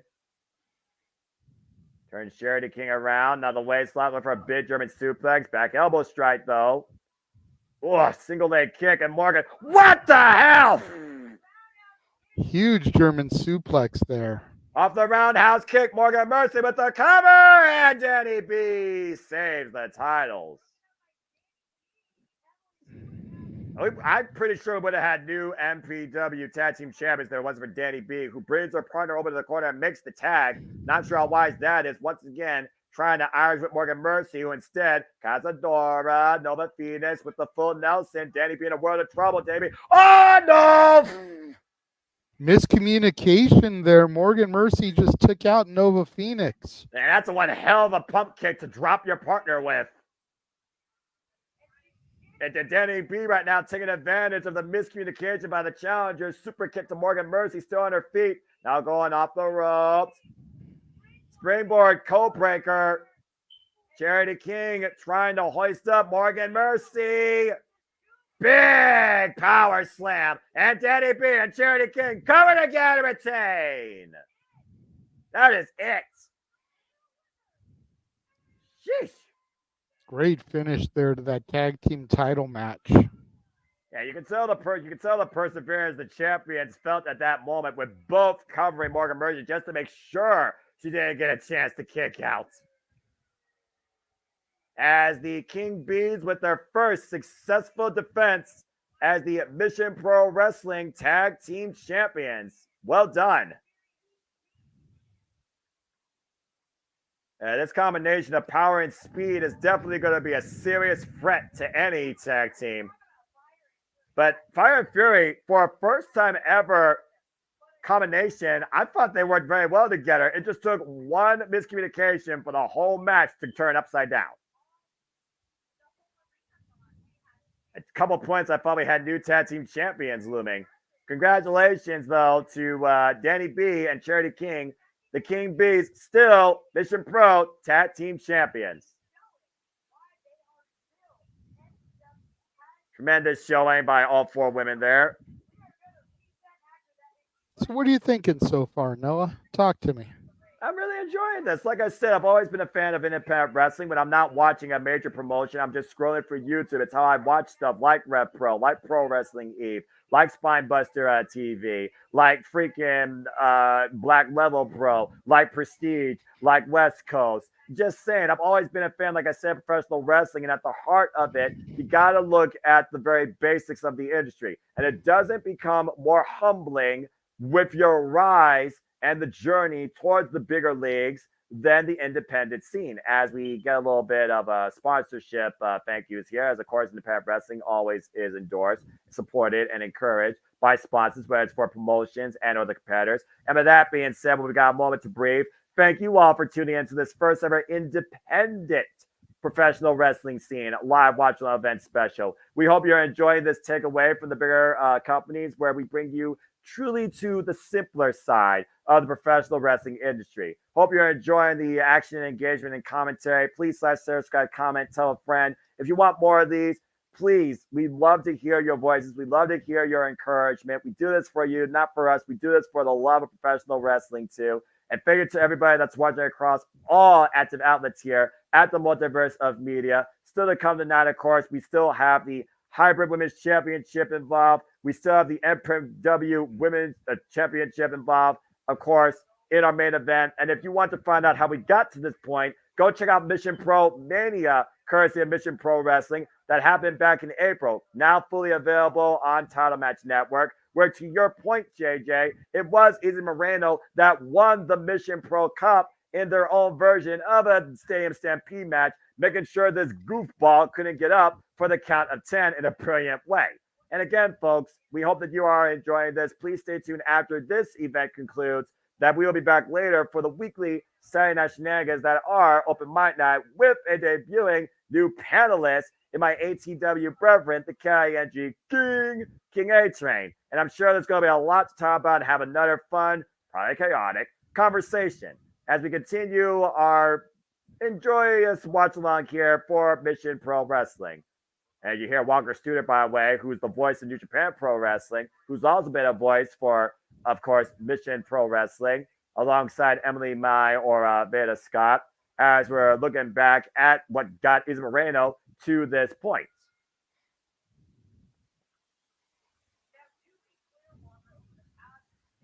It looks like there's a bit of a flashback match here. Yeah. Maybe Moreno, it's their intermission, so they're running this during the intermission in the arena. Yep. And you see Izzy Moreno was, of course, dressed for combat, dressed for a street fight, donning the colors of ECW in that top, the purple and the red.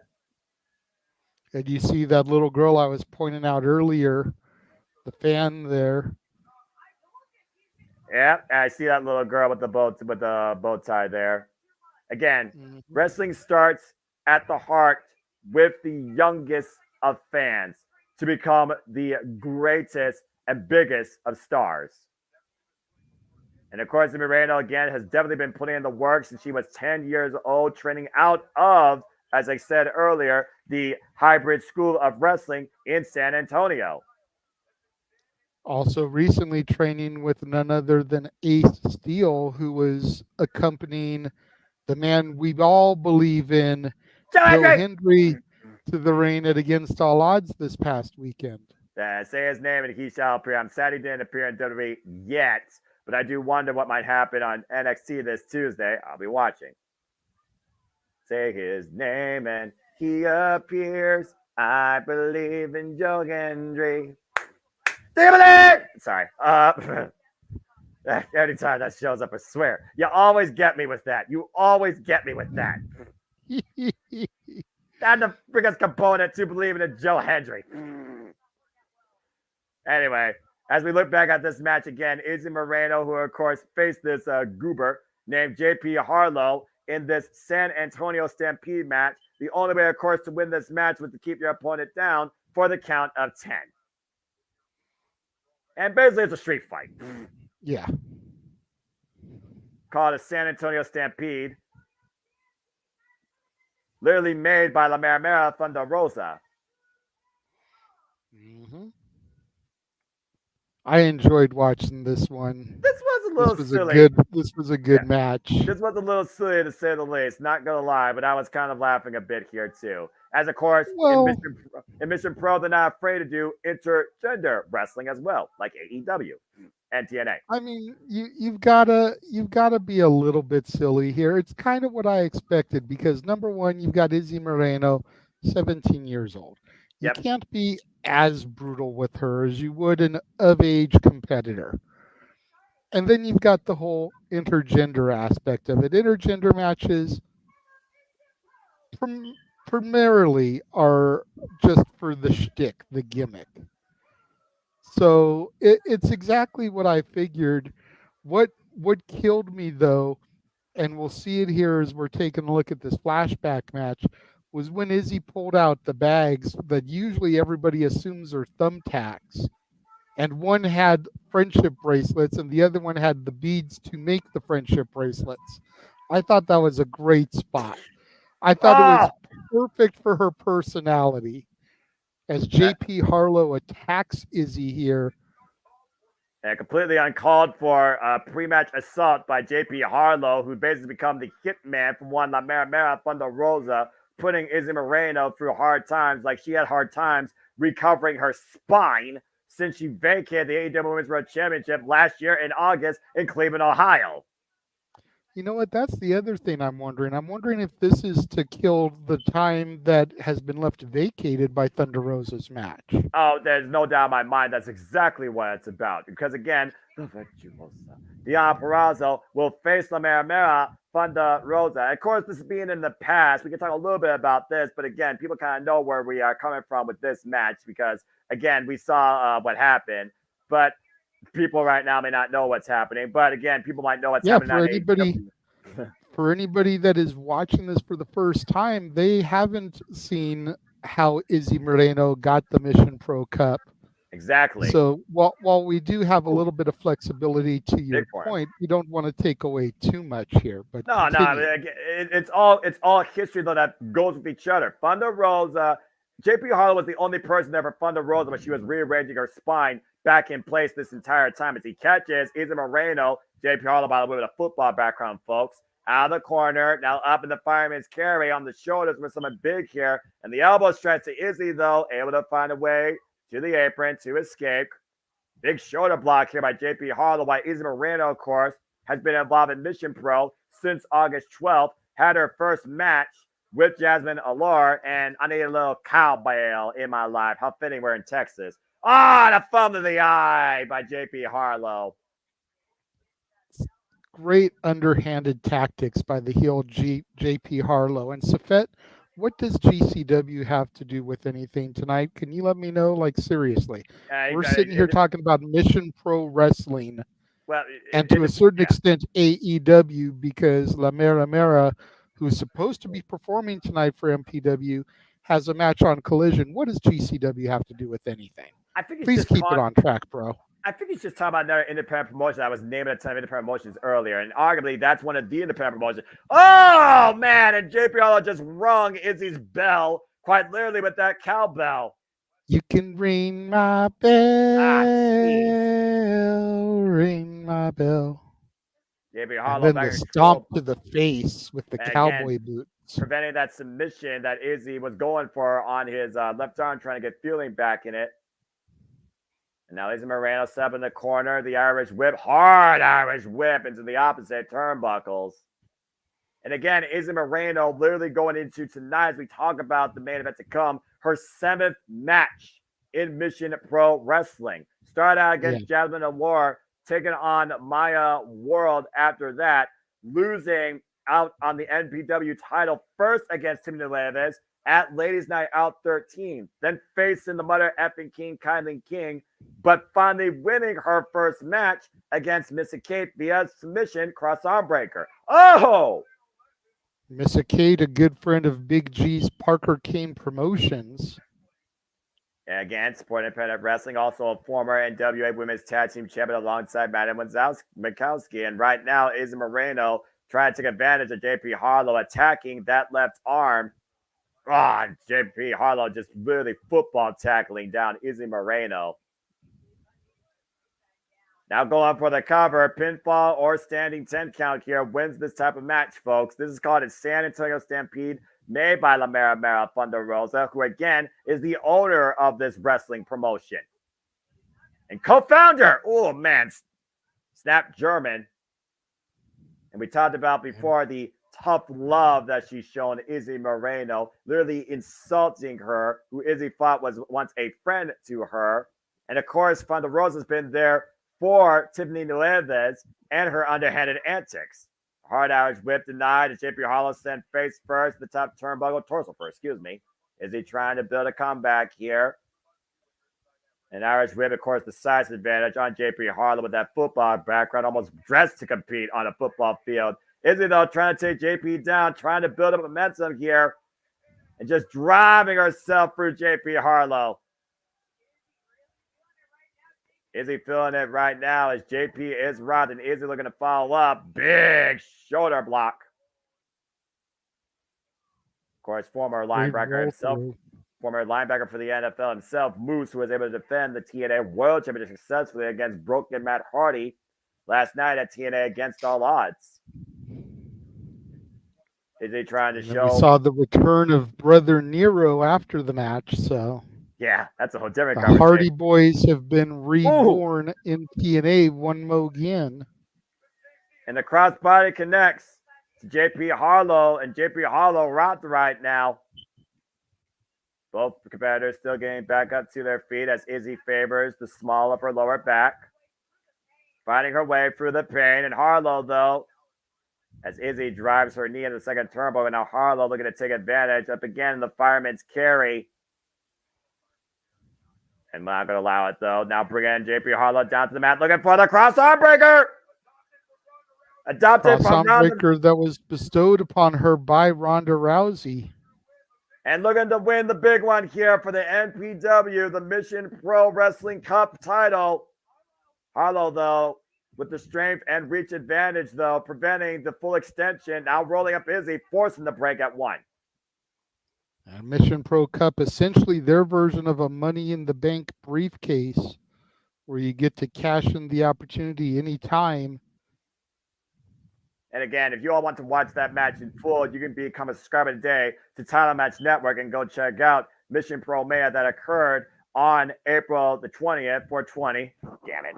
Where Izzy Moreno successfully won the Mission Pro Cup to get her to the second chance for the Mission Pro Wrestling Championship tonight. So they come in our main event, as right now, JJ, we literally have an intermission. Yes, we do. Yes, we do. So while we have this break, let's go ahead and run our watch-along trailer. Show everybody what is coming up here across the multiverse. Let's do it. And now, preview time. So let's take a look at what's coming your way.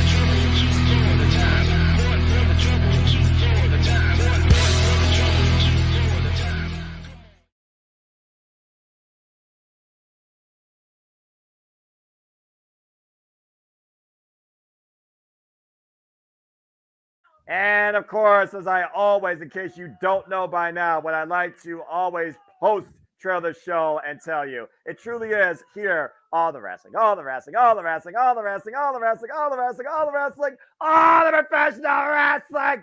Damn it, with more to be added, because TNA announced Emergence and Victory Road. As we get back to in-ring action here at Mission Pro, and we get ready for Angel Blue taking on Denise Day. Angel Blue, of course, very well known, 16 years of wrestling experience, nicknamed the Mega Star. Of course, the Wait a minute, I thought L.A. Knight, was the Mega Star. Apparently, there's more than one Mega Star in this business. Who would have funkin'? Of course, we've already seen Angel Blue involved in Mission Pro. Queen Uju beat Angel Blue back at Mission Pro Mania. And here's her opponent, Denise Day. Straight out of the Laredo, Texas area. Denise Day looks pretty fired up here, JJ. Oh, yeah, definitely. Denise Day, known as the Dream Catcher, trained out of the 5-Star Wrestling Academy. And of course, Denise Day, still very young in her career In fact, she's only been involved in Mission Pro outside of one match in RCW, and this will be her 4th match in Mission Pro Wrestling, previously facing the likes of Miranda Alise, who we saw earlier win her bout in that tournament against Queen Uju. Miranda Alise also has a victory over Denise Day.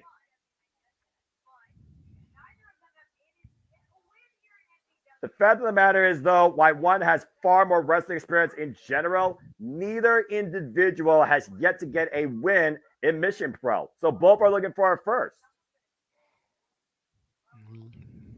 It's a very good point here, Noah. Only one can get the victory when neither one of them has one so far. Someone's got to give her. Someone's got to get rid of that goose egg. Of course, Angel Blue's been involved, including, again, hardcore wars and women invitational tournament bouts in and out of her wrestling career. The reigns were underway. And of course, Angel Blue is more accomplished, current WBW Women's Champion, former Inspire Pro Twin Dragon Connection Champion. That's an intergender tag team championship, folks. And of course, a former ACW American Joshi champion 2 times over.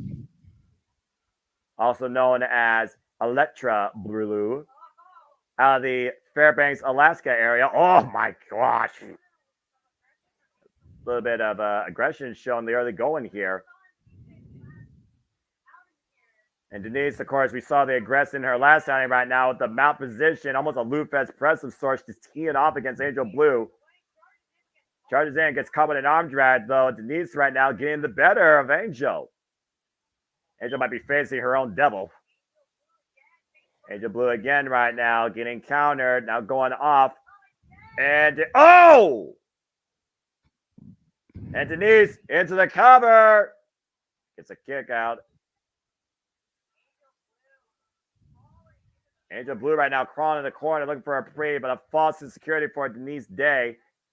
Denise Day, a bit of a more powerful of the two here right now. A bit of a bigger opposition for Angel Blue to overcome. A ruthless aggression being shown here, though. Jeez. Vicious. Stomping away at Denise in the corner here. And again, this is just a unique singles exhibition. Both looking for their first win in Mission Pro. No title on the line, but more importantly, an accolade. Do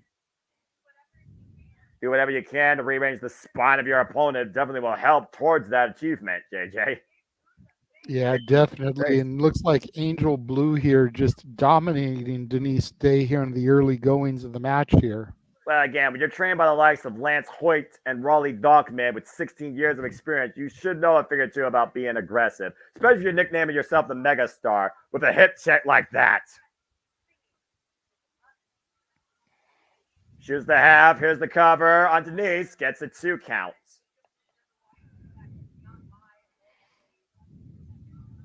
Then right now, Angel Blue just literally in firm control of her opponent. Finishers include the Deja Blue and the running net breaker. This is looking very good, though, for Angel Blue as she goes to work right now on the neck. And You need to get Angel Blue and Sky Blue in a tag team together. Call them the Sky Angels. I like the idea, but I think I'm going to see Sky Blue go one-on-one. Again, Sky Blue, former participant in Mission Pro. And right now, Angel Blue having her way with Denise, just driving her head into the mat. Relentless assault here. Trying to take advantage of her and mocking the audience in the process. Yeah, definite vicious streak here with Angel Blue. Can Denise Day get it together and start to get some offense? Again, Angel Blue was last involved in Mission Pro Mania with a loss against Queen Uju. Probably still upset from that. Oh, great axe kick, though, to Denise Day. And Angel Blue has been in firm control since the early going. Denise, though, trying to finally mount some offense here. Big knife edge chop, but a rake in the eyes as Angel Blue again showing how far she's willing to go to get the win here tonight. Good grief. Choking the life out of Denise Day across the second rope with the leverage of her leg. And Denise Day, of course, previously involved in a tag team bout alongside Red Chanel, losing to Jasmine Allure and Danny Moe in a four-way, and previously was involved in a pre-show match at Boiling Point. Made her Mission Pro debut that day as well. right now, the Megastar just backing it up hard into Denise Day's face up against the ropes. Jeez. And right now, Angel Blue knows she's in control, but how far is she willing to go to get the win? How important is to get the win? Whether to make a statement. Every woman here is, of course, trying to send a message towards the champion and towards maybe the future champion if history's made her tonight our main event. Angel Blue right now, trapping Denise Day in a sleeper hold of sorts. The Renegade choke right now, pointing the elbow underneath the jawline. Those wrists firmly locked. Denise Day might be going out, might be fading. And Denise Day, they're kicking her legs, trying to get a little bit of momentum back, trying to get the crowd to rally with her. But again, that's a lot to hold down for Angel Blue right now. Denise Day wooing the people on with her, getting back up to her feet. Body shots right now to Angel Blue, trying to create separation, and a jawbreaker finally does. Now going off the ropes, and Angel Blue catches Denise Day up on the shoulders. Are you kidding? Death Valley Driver. Holy crap. Cover. Kick out, though, by Denise Day at 2. Wow. Impressive show of strength there by Angel Blue, picking up the bigger adversary for a beautiful Death Valley Driver. Yields only a near fall. And Denise Day is still in it. Both of these women again trying to get into the win column here at Mission Pro Wrestling. Angel Blue right now is insulting her opponent and paying for it with her own slap to the face. Denise Day has had enough though of Angel Blue's bullying in this match. The Irish whip. Angel Blue stops her momentum though.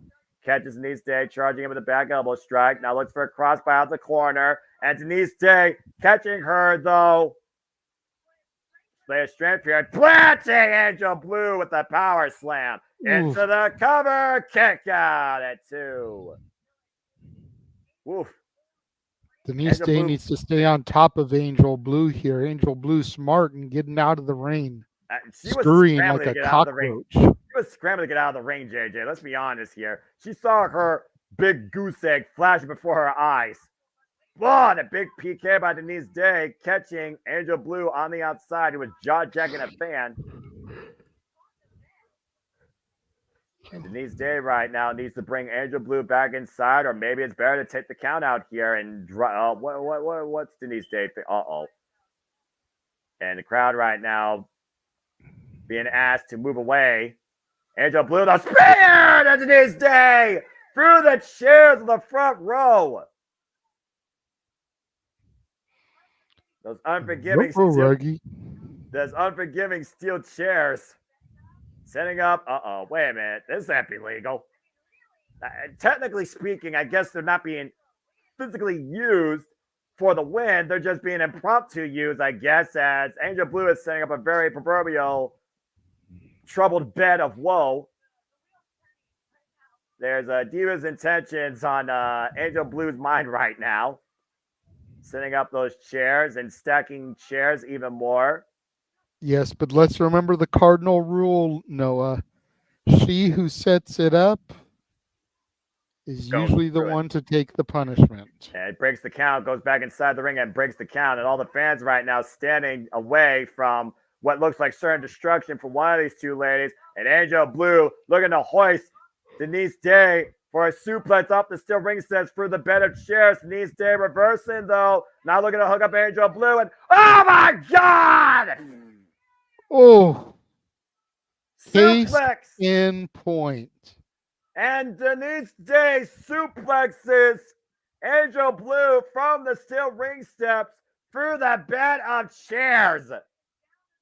Both women down as the referee starts her 10 count. Neither one moving at ringside. It might be a 10 count knockout. Up to 7. We're up to 8. Up to 9. Can either woman make the count? And that's it. That is it. It is a double count out. Both women remain winless in Mission Pro Wrestling. Interesting way to do this. I see a rematch come the next show in August. Well, at the end of the day, both women, they're still looking for that first win in Mission Pro. Neither one could take advantage. Denise Day going for broke, literally rearranging Angel Blue's spine off the bed of chairs. Referee helping Denise Day up to her feet as both these women's animosity towards each other and towards the win. This is far from over. Neither one scores the victory. You said it yourself. It's not over by a long shot, and I guarantee you it's not. What we just saw right there, that moment, just tells me these two women, they're ready to take it to the next level. It's about more than a win. Now, it's personal. Yeah, definitely. Brutal ending to that match. Well, as we keep moving forward, time to go to some more women's singles action as Calientina takes on Shea Carmichael in what I believe is for the Hybrid Women's Championship. It's Calientita and Shea Carmichael. Shea Carmichael and Calientita. Thank you for the appropriate enunciation. And again, Calientita, another one here who I've really kind of grown to respect here, watching the shows that I have seen for Mission Pro Wrestling. Right. Definitely looking forward to seeing what she brings to this match here. Go ahead and bring that down for now. We haven't even begun the entrances yet, but. I mean, that's fair. And again, Mission Pro Wrestling, we talked about before, it is a destination for rising women's professional wrestling. Damn it. And we do not digress anymore. No, and it's just fact. And you see right now the ring announcer being very cautious, please and thank you, trying to get back in the ring to announce the next match. Maybe there's a giveaway or something. That was brutal. Dadgum. I hope Angel Blue's back's okay. Yeesh. As we get ready for what I apparently believe is the semi-main event for the Hybrid Women's Championship. Again, Hybrid Women's Championship representing Hybrid School of Wrestling, a sports school in San Antonio, Texas, where Izzy Moreno was disciplined and trained out of in her young professional wrestling career. Yep, semi-main because the Thunder Rosa match got scrapped. So you got to figure that come August, they'll try to rebook that Richey Chanel Thunder Rosa match. And let's also keep in mind, please, people, remain #spoiler-free, as right now we know AEW Collision is underway. And of course, we have, speaking of women's wrestling, the founder, the owner of Mission Pro Wrestling, La Mera Mera, Thunder Rosa, taking on Diana Purrazzo in a long may she fucking reign. Damn it! And I look forward to watching that after this is done. Hey, you said main event. I don't think that's going to be the main event, bruv, because you got the BCC match. That's probably going to be your one-year main event. Yeah. All four BCC members versus whoever they have lined up for them. I forget who they have on the opposition side, but I did see the graphic. TMDK, Rocky Romero, and freaking Leo Rush. Yes. Now that you say it, I remember TMDK on there, but I wouldn't have remembered the other two. But yeah, that's going to be their main event for the evening. Yeah, I suppose. But I still think the women deserve it more because they're the story. Anyway, that's just a whole different conversation. Looks like some that fan's like, Bossy, I got my merch. Later, suckers. All right, well, we'll see what happens when those fans come back at the next show that is either going to be representing Tiffany Nieves or Izzy Moreno as we get ready for our semi-main. Again, this is for the Hybrid Women's Championship. And first out, here's the challenger, Shea Carmichael. Yep. She definitely gives me a little Kenzie Page, a little Hollywood Haley J type of vibe to her in her presentation. If you're familiar, I know you're familiar with Kenzie. I don't know if you're familiar with Haley J. I'm only familiar with her from having watched the Wrestlers series on Netflix. Haley J is one of those names I've heard very vaguely, but I believe I've seen her. Yeah, if you go to, I know you're not a big TV guy, but if you go and watch the Wrestlers series on Netflix about OVW, she's one of the ones that's featured quite heavily in the 8 to 10 episode series. Get a good feel for her character. Her mother is part of the staff and an ex-wrestler who works for Al and OVW. They also double dip over in the WOW promotion, Women of Wrestling. As we get Calientita now coming to the ring, the hybrid champion. The current hybrid women's champion, and Shay Carmichael is again somebody that's, making her way, putting in the work, but has quite a challenge put in front of her in the far more experienced Calientita, again, literally representing the hybrid school of wrestling known as the Spiciest Chica. Comes in with a running corner stomps and a swinging net breaker as her finisher. And definitely hot and spicy. I'm not used to seeing her work as a heel. I'm not sure where this is coming from. I don't remember seeing her work as a heel in the other shows that I watched. More so of a tweener because she wasn't completely established. So maybe this heel persona is part of her hybrid character. From Dallas, Texas, America's sweetheart in the white and pink and sparkle, Shay Carmichael. And to your point, I've also said before, I'll say it again, championships can change people.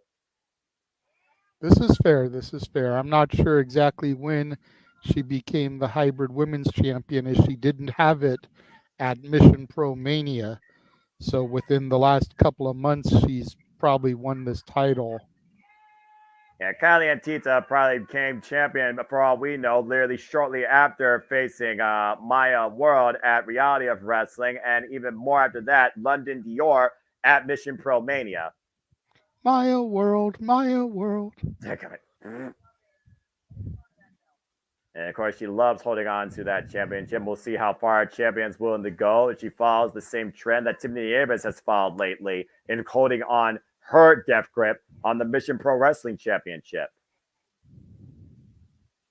Referee, of course, checking both champion and challenger. And Shay Carmichael doesn't seem to be sweating Calientita so far. And bell rings are underway for our semi-main here for the Hybrid Women's Championship. And again, our main event comes up after this match. Condiment tie-up by Shay Michael. And we'll see who leaves Summer Lovin here, both as the Hybrid Women's Champion and the MPW Champion, as, of course, the Mission Pro Wrestling Tag Champions were able to successfully retain their titles earlier tonight. According to social media, she won the championship back on May 26th, so only a couple of weeks ago here. Yeah, you wonder how far she was willing to go to win that title, how far she was willing to go to hold on to that championship. Great wrist control here right now. Hammer lock in the left arm is the champion. Challenger trying to force the break and immediately going after the hair. The referee calls for the break. Shay Carmichael, though, a little bit upset after that as the champion finds reprieve in the ropes, clearly getting inside her challenger's head. And again, back to the hair. I don't know how wise this is. And Shay Carmichael grabbing a handful of delivered big forearm. And the Irish whip, reversal Irish whip. Shay Carmichael sit hard in the turnbuckles. The drop kick. Get the boots up. Now sending up to the second rope. Now catching Calientita. Beautiful head scissors takeover. Oof. STO of sorts. Drops the knees across the chest. And Shay Carmichael looking to fall up again. Big running drop kick. Through the chest. Here's the cover. Gets a 2 count. Still not enough. No, it's too early. A good early showing here, though, by Shay Carmichael. Yeah, we talk about it often, Noah. The challenger has got to stay on top. The challenger has to beat the champion. The champion does not have to beat the challenger. And a cover, too, it goes to how far a champion's willing to prove themselves, let alone preserve themselves, if not both. And a great Russian leg sweep follow-up there for the cover by Calientita.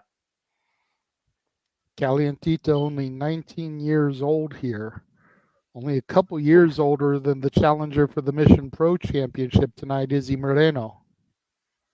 And again, both these women that you just mentioned literally trained out of the title this school represents, hybrid wrestling, hybrid school of wrestling. And right now, Kelly and Tita looking to follow up. Big drop kick to the back of Shea Carmichael up against the second rope. Whiplash effect, champion control the cover, gets a 2 count. Just the 2 so far, just the 2. You can see right now, Shea Carmichael's holding on to her back. She got nailed hard with that drop kick. Ooh. Dropping an elbow. Big elbow there by Calientita. And right now, Shea Keeps just fanning herself because of how hot and spicy she is. Yeah, again, there's too much heat for her own self to handle is the question right now. Putting the boost to Shea Carmichael in the corner and driving her foot forward underneath the jawline of Shea Carmichael. Shout out to Dustin Rhodes and his Rhodes Wrestling Academy, by the way. Go check out his latest showcase on his YouTube channel, folks. Oh, and the double stomps just in the corner. Stomping away at her challenger like a maniac. Ooh. Calientita, though, sent face first, second turnbuckle, and Shea Carmichael looking to answer in kind with some stomps of her own in the corner and a Bronco Buster. There we go. Haven't seen one of those in a while. Yeah, okay. Shea's bringing her own heat to this. Oh! Yeah, but you don't want to get too cocky with a champion the caliber of Calientita. Whoa!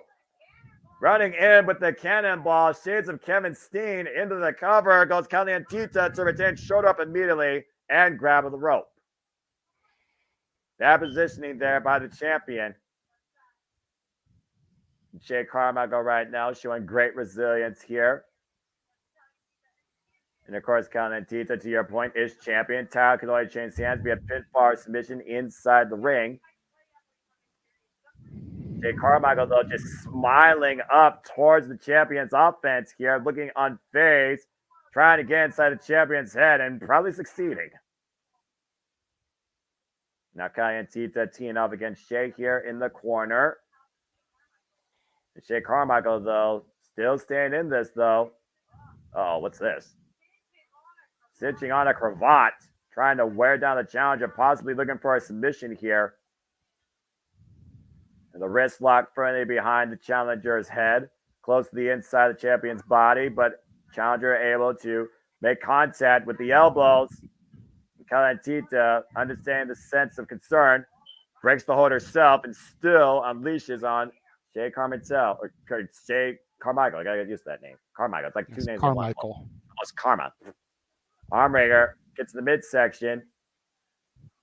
And the front face lock now by Calientita. What you're looking for here. Hoisting up maybe a German suplex attempt. Shea Carmichael, though, reverses! Great reversal of the vertical suplex, almost like an exploder, having with Calientita crash into the turnbuckle pads there. Shea Carmichael, big running Meteora in the corner. Huge opportunity right now for the challenger into the cover, up the far leg, and Calientita gets the shoulder up at 2. Big kick out there by Calientita. Shea Carmichael, though, in firm control here. Calientita still finding bat, though.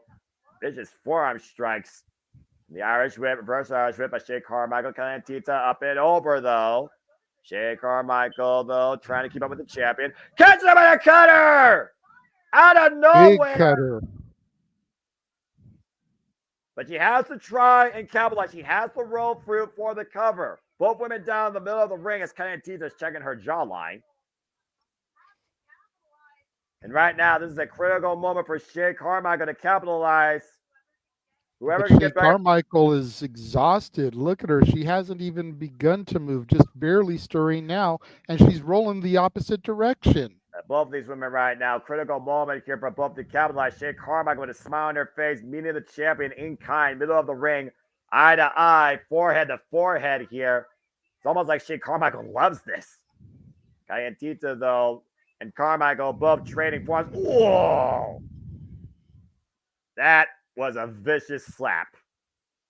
Calientita egging her on, screaming, "Come on." Double A takedown. Now that Shea Carmichael's giving it to her, Calientita's like, no, I'm good. She asked for it. Be careful what you ask for. Yep, you just might get it. Big clothesline Oh! takes down Calientita. Good takedown, taking her down face first, following that clothesline. Now the waist lock. Big German suplex release by Shea Carmichael. Calientita in a world of trouble here, now trying to cover up as the referee's trying to create separation. What the hell, official? I thought she was going to go maybe for a cover, but I guess the officials are checking on the champion here. I think right now Shea Carmichael, a screw might have been taken loose. Got tripped up though. Calientita looking to take advantage here after the referee probably saved her. Oh gosh. Calientita going for the cover. Gets a 2 count. 2.9 off of that face breaker of sorts on the knee.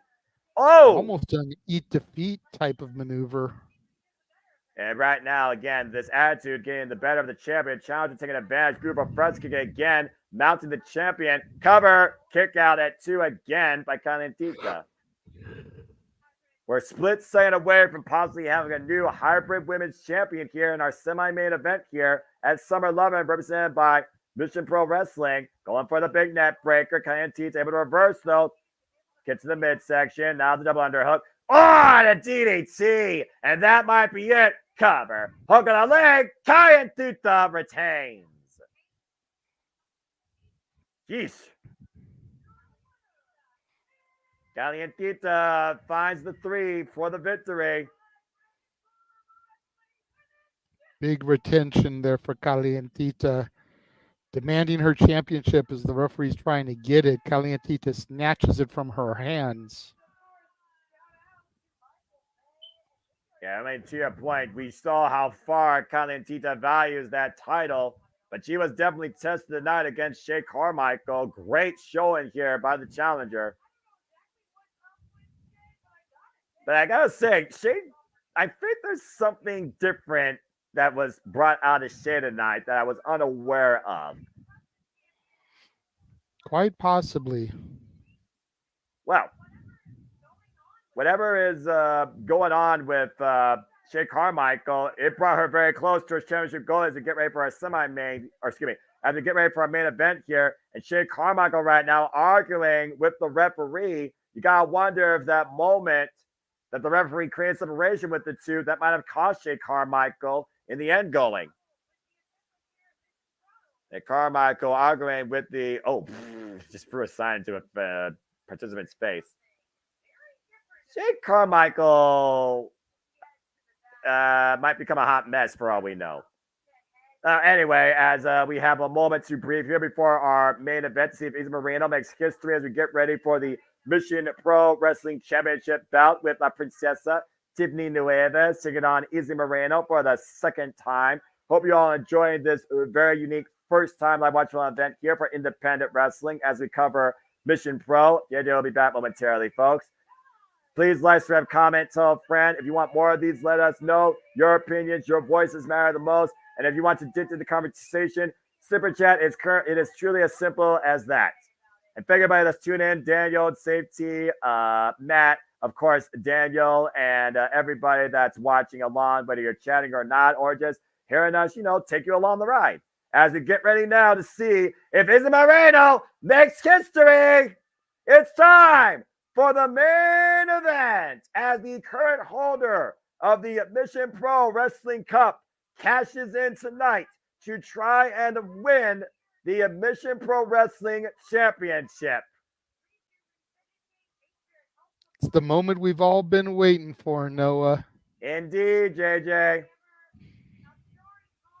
And we talked about the insulting comments by both the champion and, of course, Thunder Rosa and anybody else that's doubted young, bright, up-and-coming, dedicated, passionate Izzy Moreno. She's going to do whatever it takes to win her tonight, but I got to argue that Tiffany Nieves is going to probably do whatever it takes to win her tonight as well. So this is going to be a dog dragged-out fight. I expect nothing less. Tiffany Nieves always brings everything to a fight. The question is will Izzy retain some of that killer instinct that was first brought out of her by Kylan Keene and that she used when she won the cup from JP Harlow? or is she going to try to be the goody goody girl that everyone just assumes that she is? I think one thing for sure, she is definitely prepared for this matchup. And you have to be prepared as much as possible for this. Yeah, and then what's going to happen come next show with the Mission Pro Cup? Again, we're going to have to crown a new champion as Izzy Moreno surrenders it here in order to challenge for the title. And here comes the champion, La Princesa Tiffany Nieves.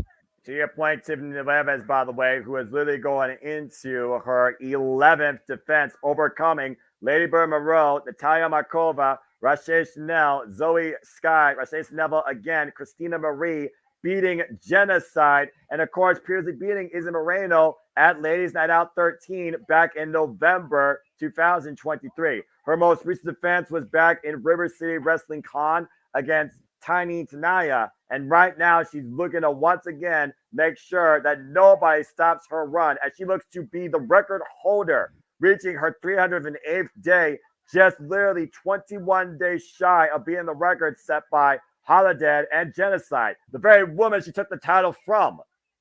Mm-hmm. And I love her slogan, get it, got it, bueno. Love her catchphrase. It's so good. And of course, she will truly make sure she does whatever it takes to get the win and make sure Izzy Moreno leaves defeated. Says that tonight nothing changes. We're about to find out. Let's get down to our introductions. This is our main event.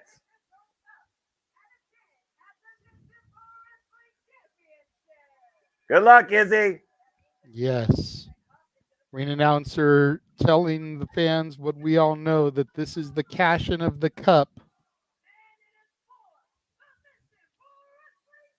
The Mission Pro Wrestling Championship, first established in Mission Pro Wrestling, held by La Rosa Negra, then, of course, won by Jasmine Allure, of course, won by Holiday, and then won by Genocide, now currently in possession of La Princesa Tiffany Nieves.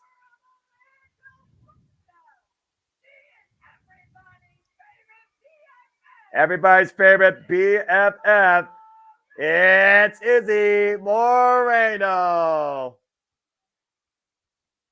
Trained literally out of Hybrid School of Wrestling right in the Texas area and the Team Vision Dojo. For those that don't know, Izzy Moreno has a background in Jiu-Jitsu, which is fitting that she uses the cross arm breaker. Yep. And her opponent, your current reigning and defending Mission Pro champion, La Princesa Tiffany Nieves. She's defended this title actually 15 times. Longest reigning and defending Mission Pro Wrestling champion in her own right. La Princesa Tiffany Nieves, also a previous challenger for the Burke in NWA with a loss against Kenzie Page. I may not like Tiffany Nieves' tactics, but I can't argue the heart. Of course, being also a former cancer survivor, Tiffany Nieves is no stranger overcoming adversity in her own life, in and out of pro wrestling. I'm glad you pointed that out, because I was about to point it out. That's one of the things that really made me gain some respect from her, was when I learned she was a cancer survivor. Of course, endorsed by La Mera Mera, Thunder Rosa, arguably who would be in her corner tonight if she wasn't involved in taking care of business against the virtuosa Diana Perazzo. Of course, we know Tiffany Nieves won this title using it for Eat Defeat against Genocide. You wonder if she might apply a similar tactic against Izzy Moreno tonight. Here we go. Bell rings. Here we go. Again, sometimes the hardest lessons are taught the toughest of ways, whether you know it or not. And I do wonder why Thunder Rosa may have chosen Tiffany Nieves to be her champion at Mission Pro. Does she believe that Izzy Moreno can be a champion in her promotion? Well, of course she can. I mean, I'm sure Thunder Rosa looks at Izzy Moreno and sees herself when she was a young woman. You know, whether you're male or female, you can't help but look at Izzy and see a little piece of yourself in her. A super fan who is living out her dream of being a professional wrestler. Damn it. You know, every single one of us that watches the product on a weekly basis, whether it's WWE, AEW, TNA, NWA, or any of the many indie promotions that are out there and local to us, every single one of us that sits down and watches it at some point or another envisions ourselves in the ring doing this. And the mounting position And right now, Izzy Izzy is doing Moreno. it. Yeah, Izzy Moreno right now, teeing off, and Tiffany Nieves and Izzy Moreno literally rolling around in the ring, fighting like cats and dogs. Tiffany Nieves right now on the back seat, and Izzy looking to follow it again, trying to catch her. Nice snap, Mayor. Looking to follow up. Runs in with a sliding elbow strike to the back of the head and neck, drops the elbow. Again, the confidence that Izzy has restored in herself since that loss last year. But miscue off that elbow strike, and Tiffany might take full advantage of that now, though. Looking for that double underhook, butterfly suplex possibly. Meanwhile, transition by Izzy, bringing her down the mat. Might be looking for the arm breaker, and Tiffany finds a reprieve in the ropes momentarily. And throws Izzy to the outside in the process. Yeah, as we talked about briefly during the pre-show, this is not the same Izzy Moreno that challenged La Princesa back in November when she was only a couple of months into her career. This is almost a 1 year, difference in the individual in ring. A lot more experience, a little bit older. She's had a birthday since then, a little bit wiser. And right now, and having competed against La Princesa before, she kind of knows what to expect from the fighting champion. And right now, she's not taking any of La Princesa's insults as the champion goes back inside to break the count and continue the punch on the outside while Izzy continues to try and fight back. And pushing Izzy back first into the apron. Of course, the champion can only change hands via pinfall submission inside the ring. And Tiffany Nieves is well aware of that, but Tiffany's out tonight to send a message. Now, hammerlocking the arm across the bottom rope, hyperextending the right arm, and then continuing the punishment. Referee forcing the break. And Tiffany Nieves, of course, has shown what it takes to be a champion and what it means for her to be the champion. Since beating Emmy Camacho back in June last year, 2023, for #1 contendership to get to Genocide at Boiling Point, where Tiffany Nieves arrived and became champion. Izzy Moreno debuted and has only risen up since then. Quickly put on the brakes right now on Izzy Moreno, who's down the outside. Izzy again, who started as the young fan of one Davina Rose, a.k.a. Bailey. Of course, became her own form of podcaster, interviewer, now in-ring competitor. Now we saw Bailey able to successfully defend her championship earlier today against Piper Niven. Can Izzy Moreno be like her idol, her role model, if you will, and become champion here tonight? That's what the whole world is waiting to see. And, of course, no respect shown to the referee by the champion here, with a bit of admonishment for using closed fists. And clearly right now the plan is wear down, beat down Izzy Moreno, break her spirit, then break her body. That's clearly the plan on Tiffany Nieves. Loving shot to the spine. Of course, we just saw earlier a recap of Izzy Moreno getting to the opportunity, beating J.P. Harlow in a San Antonio Stampede match for the Mission Pro Cup. And the Mission Pro Cup, of course, will be vacated now and will be determined across a tournament, I imagine, for a new winner to also go after this opportunity when the time presents itself. Oh, jeez. Well, the last time they did it, they did a fatal 4 or 5-way match, and the winner just took the cup. I gotta imagine they'll probably do something similar come August in their next show. And of course, next time the Mission Pro Wrestling takes center stage will be, as JJ alluded to, in August. And again, folks, if time allows and if you encourage, we'll be happy to cover this again for you. Izzy taking advantage, wrenching the left arm of Tiffany Nieves, trying to fight back here. And that jiu-jitsu background coming into play. Teeing off against Tiffany, bringing it down to her knees. Looking for that pump knee. Oh, but Tiffany drives herself into the back of Izzy. That was a hard shot, too. You got to figure Tiffany Nieves here is trying to teach Izzy a lesson. You know, you look at someone like Izzy, 17 years old, a 1-year rookie in this business. Tiffany Nieves has been around the block quite a bit. You know, NWA competitor, Ohio Valley Wrestling, former champion. She's done a few things along with beating and surviving cancer.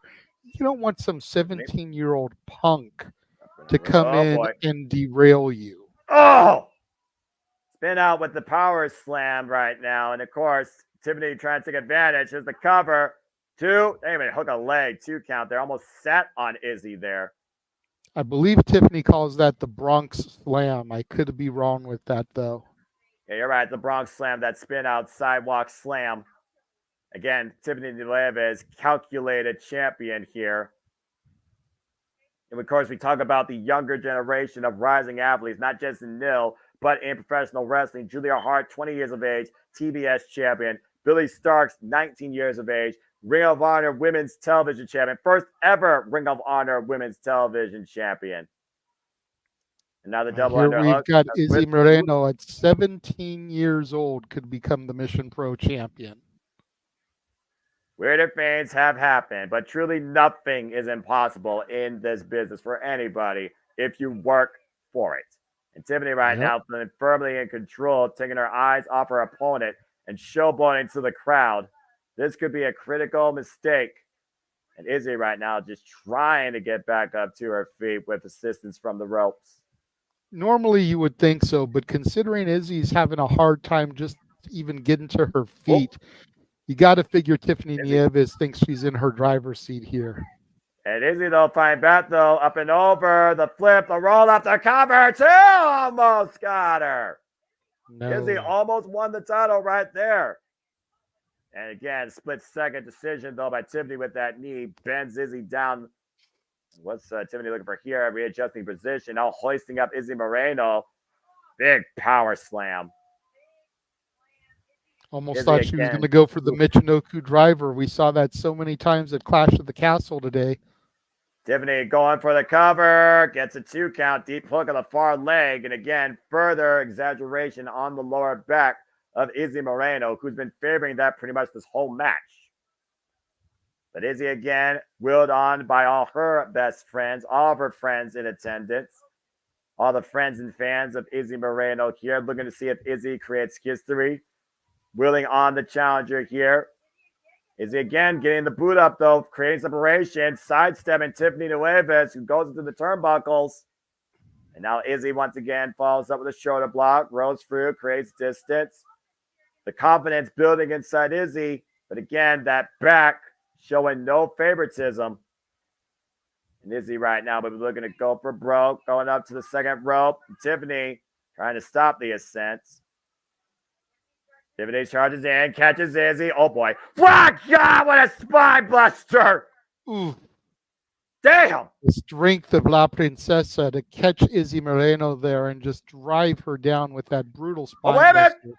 Look at the transition, JJ. Look at the transition. Going for the cross arm breaker. Trying to lock it in, but Tiffany rolls up Izzy and forces Izzy to break the hold. See, that's the one thing that most of these women have over Izzy is a little bit of a weight edge. And that just is because of her youth. Ooh.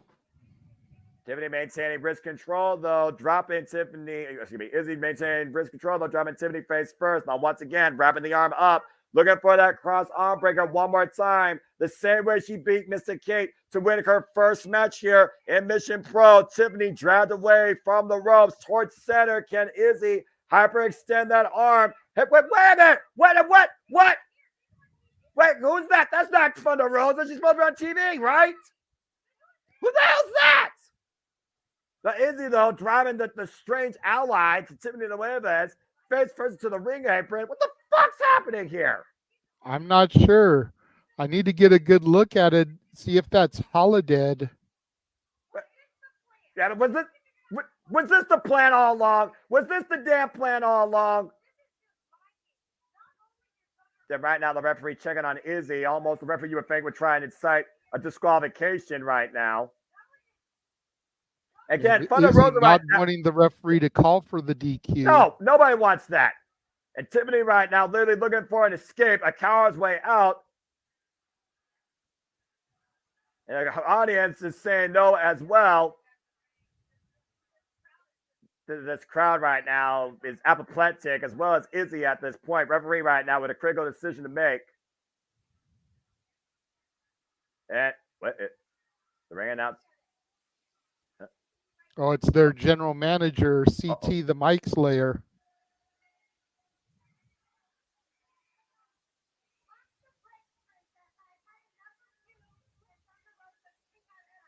Uh-oh. The manager is stepping in here.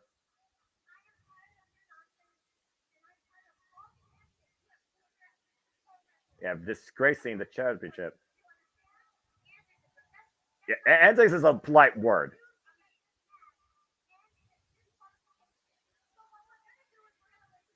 She's refusing to let the match end in a DQ.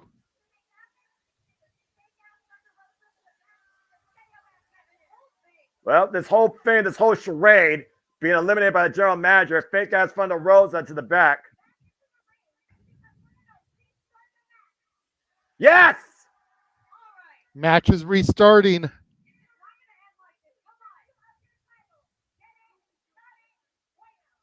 Damn!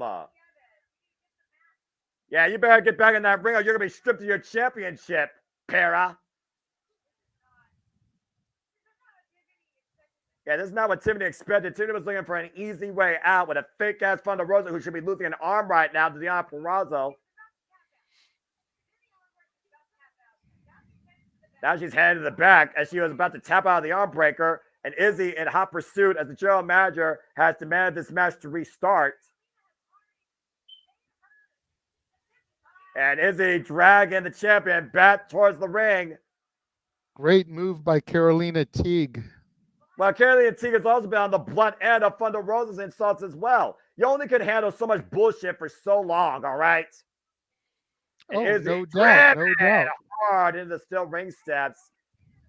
As Tiffany's The looking question though now, Noah, is how pissed off is La Princesa, and is she going to dish out even more punishment to Izzy Moreno, or should she have just allowed the match to get DQ'd?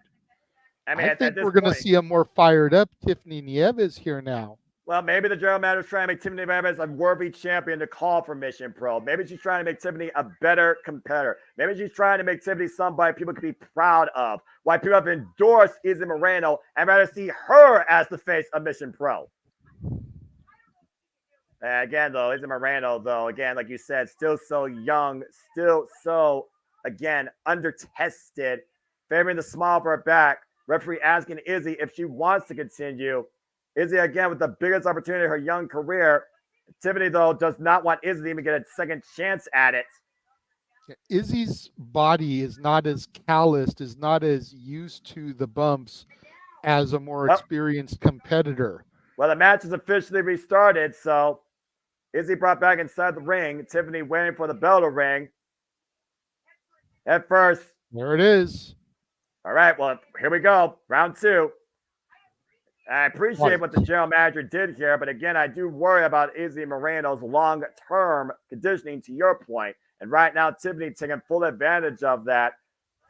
Absolutely furious. Can I imagine what Thunder Rosa thinks of this if she don't lose her arm to the Virtuosa Deonna Purrazzo, which I more so expect than anything else. Sorry, not sorry. Well, and now she's willing to take the count got to out. be huddled around a computer or her phone watching this. Although it is starting to get close to that women's match championship time in AEW, as it's almost the 9:15 mark. Collision, they do things slightly differently. I will say that, especially when it comes to women in extreme circumstances. And I'll leave it at that. Meanwhile, Izzy Moreno trying to climb her way up on the apron, stop the rest 10 count. And Tiffany runs in with the drop kick, though, and drives Izzy back down hard to the outside. Tiffany Nieves You can see the way Izzy is clutching at her back there. Yeah, but look at the way that Tiffany Nieves is clutching her left arm that was nearly taken out of its socket. I really imagine what's going through Izzy's mind right now with how far she went to get back in this match, to have this match. The bottom line, even if Izzy doesn't win here, she will not accept losing via countout. If she's going to lose, she wants to lose in the ring to the champion. But losing the last thing on her mind as well as quitting. And Tiffany literally tossing Izzy back in right now. Might be dead to rights, dragging her towards center. Now goes to the cover, lateral press, and Izzy somehow kicks out. The heart, the fighting spirit of Izzy Moreno. Somehow Izzy managing to get the shoulder up before the 3. And now Tiffany might be looking for a submission of her own, possible cloverleaf. Looking to hoist up Izzy. Again, the damage done to that compromised back. And the spine being rearranged on young Izzy Moreno as her body is planted flat on the mat. And Tiffany is sitting deep in on that cloverleaf. And again, we talk about the impact to the back on the steps. And Izzy might literally be fading here. You talk about the catalyst, talk about the conditioning of Izzy Moreno. She can only endure so much for the referee has to call it. If Izzy passes out, that might be it. Arm goes down once. If the arm goes down 3 times, Tiffany Nieves will retain via submission. There's a second. If this arm goes down for a third, this match is over. But Izzy still shows life. The heart and soul of Izzy Moreno finding a way to raise her body, crawl towards the ropes, and forces the break. And Tiffany got to break that hold, but Tiffany bringing her back towards center, almost refusing to. Now dragging her back towards center of the ring, and once again, readjust the position, looking to once again apply a cold. Izzy, though, changing position herself. Roll her through with the ankle pick. An awkward landing for Tiffany Nieves. I was going to say Nieves rolling close to those ropes so that she could get into them very easily. Smart move by the champion. Yeah, but Izzy also sent the champion close into that turnbuckle, I think, on that damaged arm. So smart move by the challenger. And also she's created separation. Izzy Moreno with a bad back. Tiffany Nieves with a bad arm. What gives here first? As Izzy once again tries to rise back to her feet, showing the fighting spirit of her role model, Bayley. Looking to follow it, and boom, man, just runs through Tiffany. And now Izzy taking the champion down twice, 3 times with the short-range clotheslines. Izzy with the fire in her heart coming out tonight with the will of the crowd and all of her best friends there. And Moreno right now jumping elbow shot after the shoulder tackle. Sends Nieves back towards center of the ring, still favoring the small of the bat, though. And what's Izzy thinking here? Big risk for possible highest reward or greatest downfall. Going to the highest of heights here tonight. Up to the top turnbuckle pad, looking to lay it all on the line. Big crossbody, high angle connects. And Izzy with the cover. Hook the leg kick out by Tiffany Nieves at 2. And Izzy can't believe it. She's trying to figure out what it's going to take to get the victory and become champion here. Now you Tiffany, can see her. Now Tiffany looking to capitalize here, though. But Izzy Moreno, though, remaining still determined. Looking for a back slap, but the back immediately gave out. Mm-hmm. Again, that back still injured now. And the arm, though, injured by Tiffany, who was looking probably for a pedigree. Again, keep in mind, she was in the arm bar, about to tap out. Backstabber by Izzy Moreno, the Tiffany Nieves, though. And now Izzy Moreno with the arm again, looking for the cross arm breaker. Has it fully applied, has it extended. Will Tiffany tap? Will Tiffany find a skip? Tiffany still trying to fight back, though. Reversing the pressure, shoulders down. Tiffany unable to relinquish Izzy's hold, though. Izzy kicking back the right arm, trying to hyperextend that left arm. It's out straight. Will Tiffany tap? Oh, that's it! That's it! That's it! I don't believe it! Izzy Moreno has done it! Unbelievable! Izzy Moreno is the new Meacham Pro Wrestling Champion. Izzy has done it. She overcame the odds. She overcame herself. She overcame her own self-doubt and all the possible controversy. Even the champions planned to get the match thrown out. Tears in her eyes as Izzy Moreno has ended the reign of Tiffany Nieves and is now the 5th Mission Pro Wrestling, 6th Mission Pro Wrestling champion. And now she is holding that prestigious title. Her first championship in her young wrestling career. Not even a year veteran in the business, Noah, and she is the champion of Mission Pro Wrestling. If you dream big, you can achieve anything. She followed the role model's example. She went on her own journey.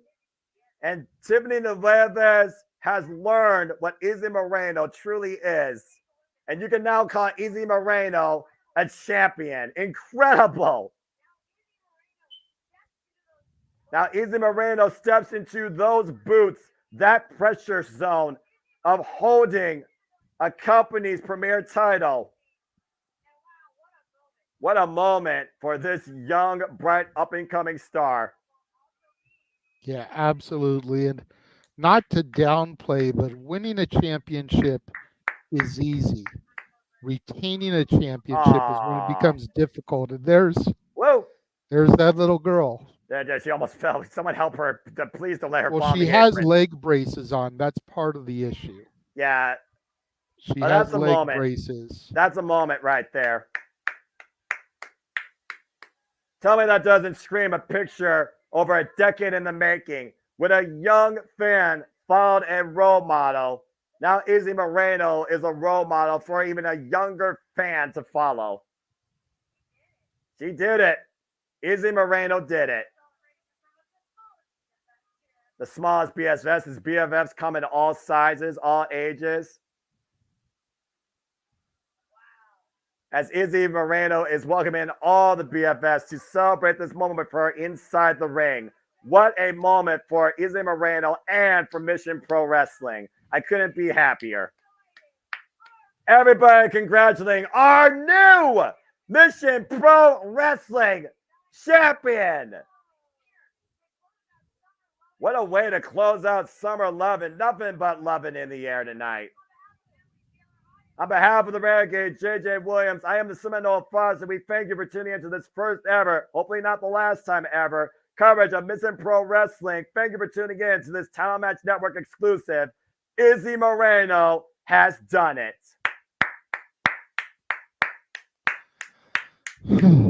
That was wholesome professional wrestling, damn it. That was wonderful. Congratulations to young Izzy Moreno. Yep.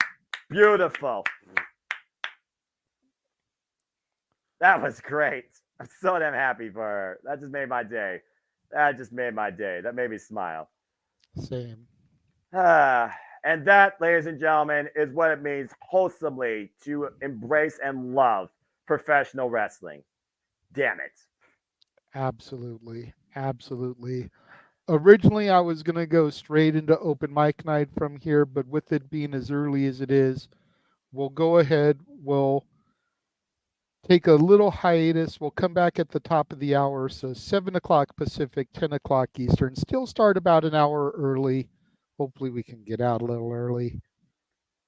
With Father's Day tomorrow, with having to go to my 9 to 5 at 11 a.m. my time tomorrow. So everyone, we will be back in about 45 minutes.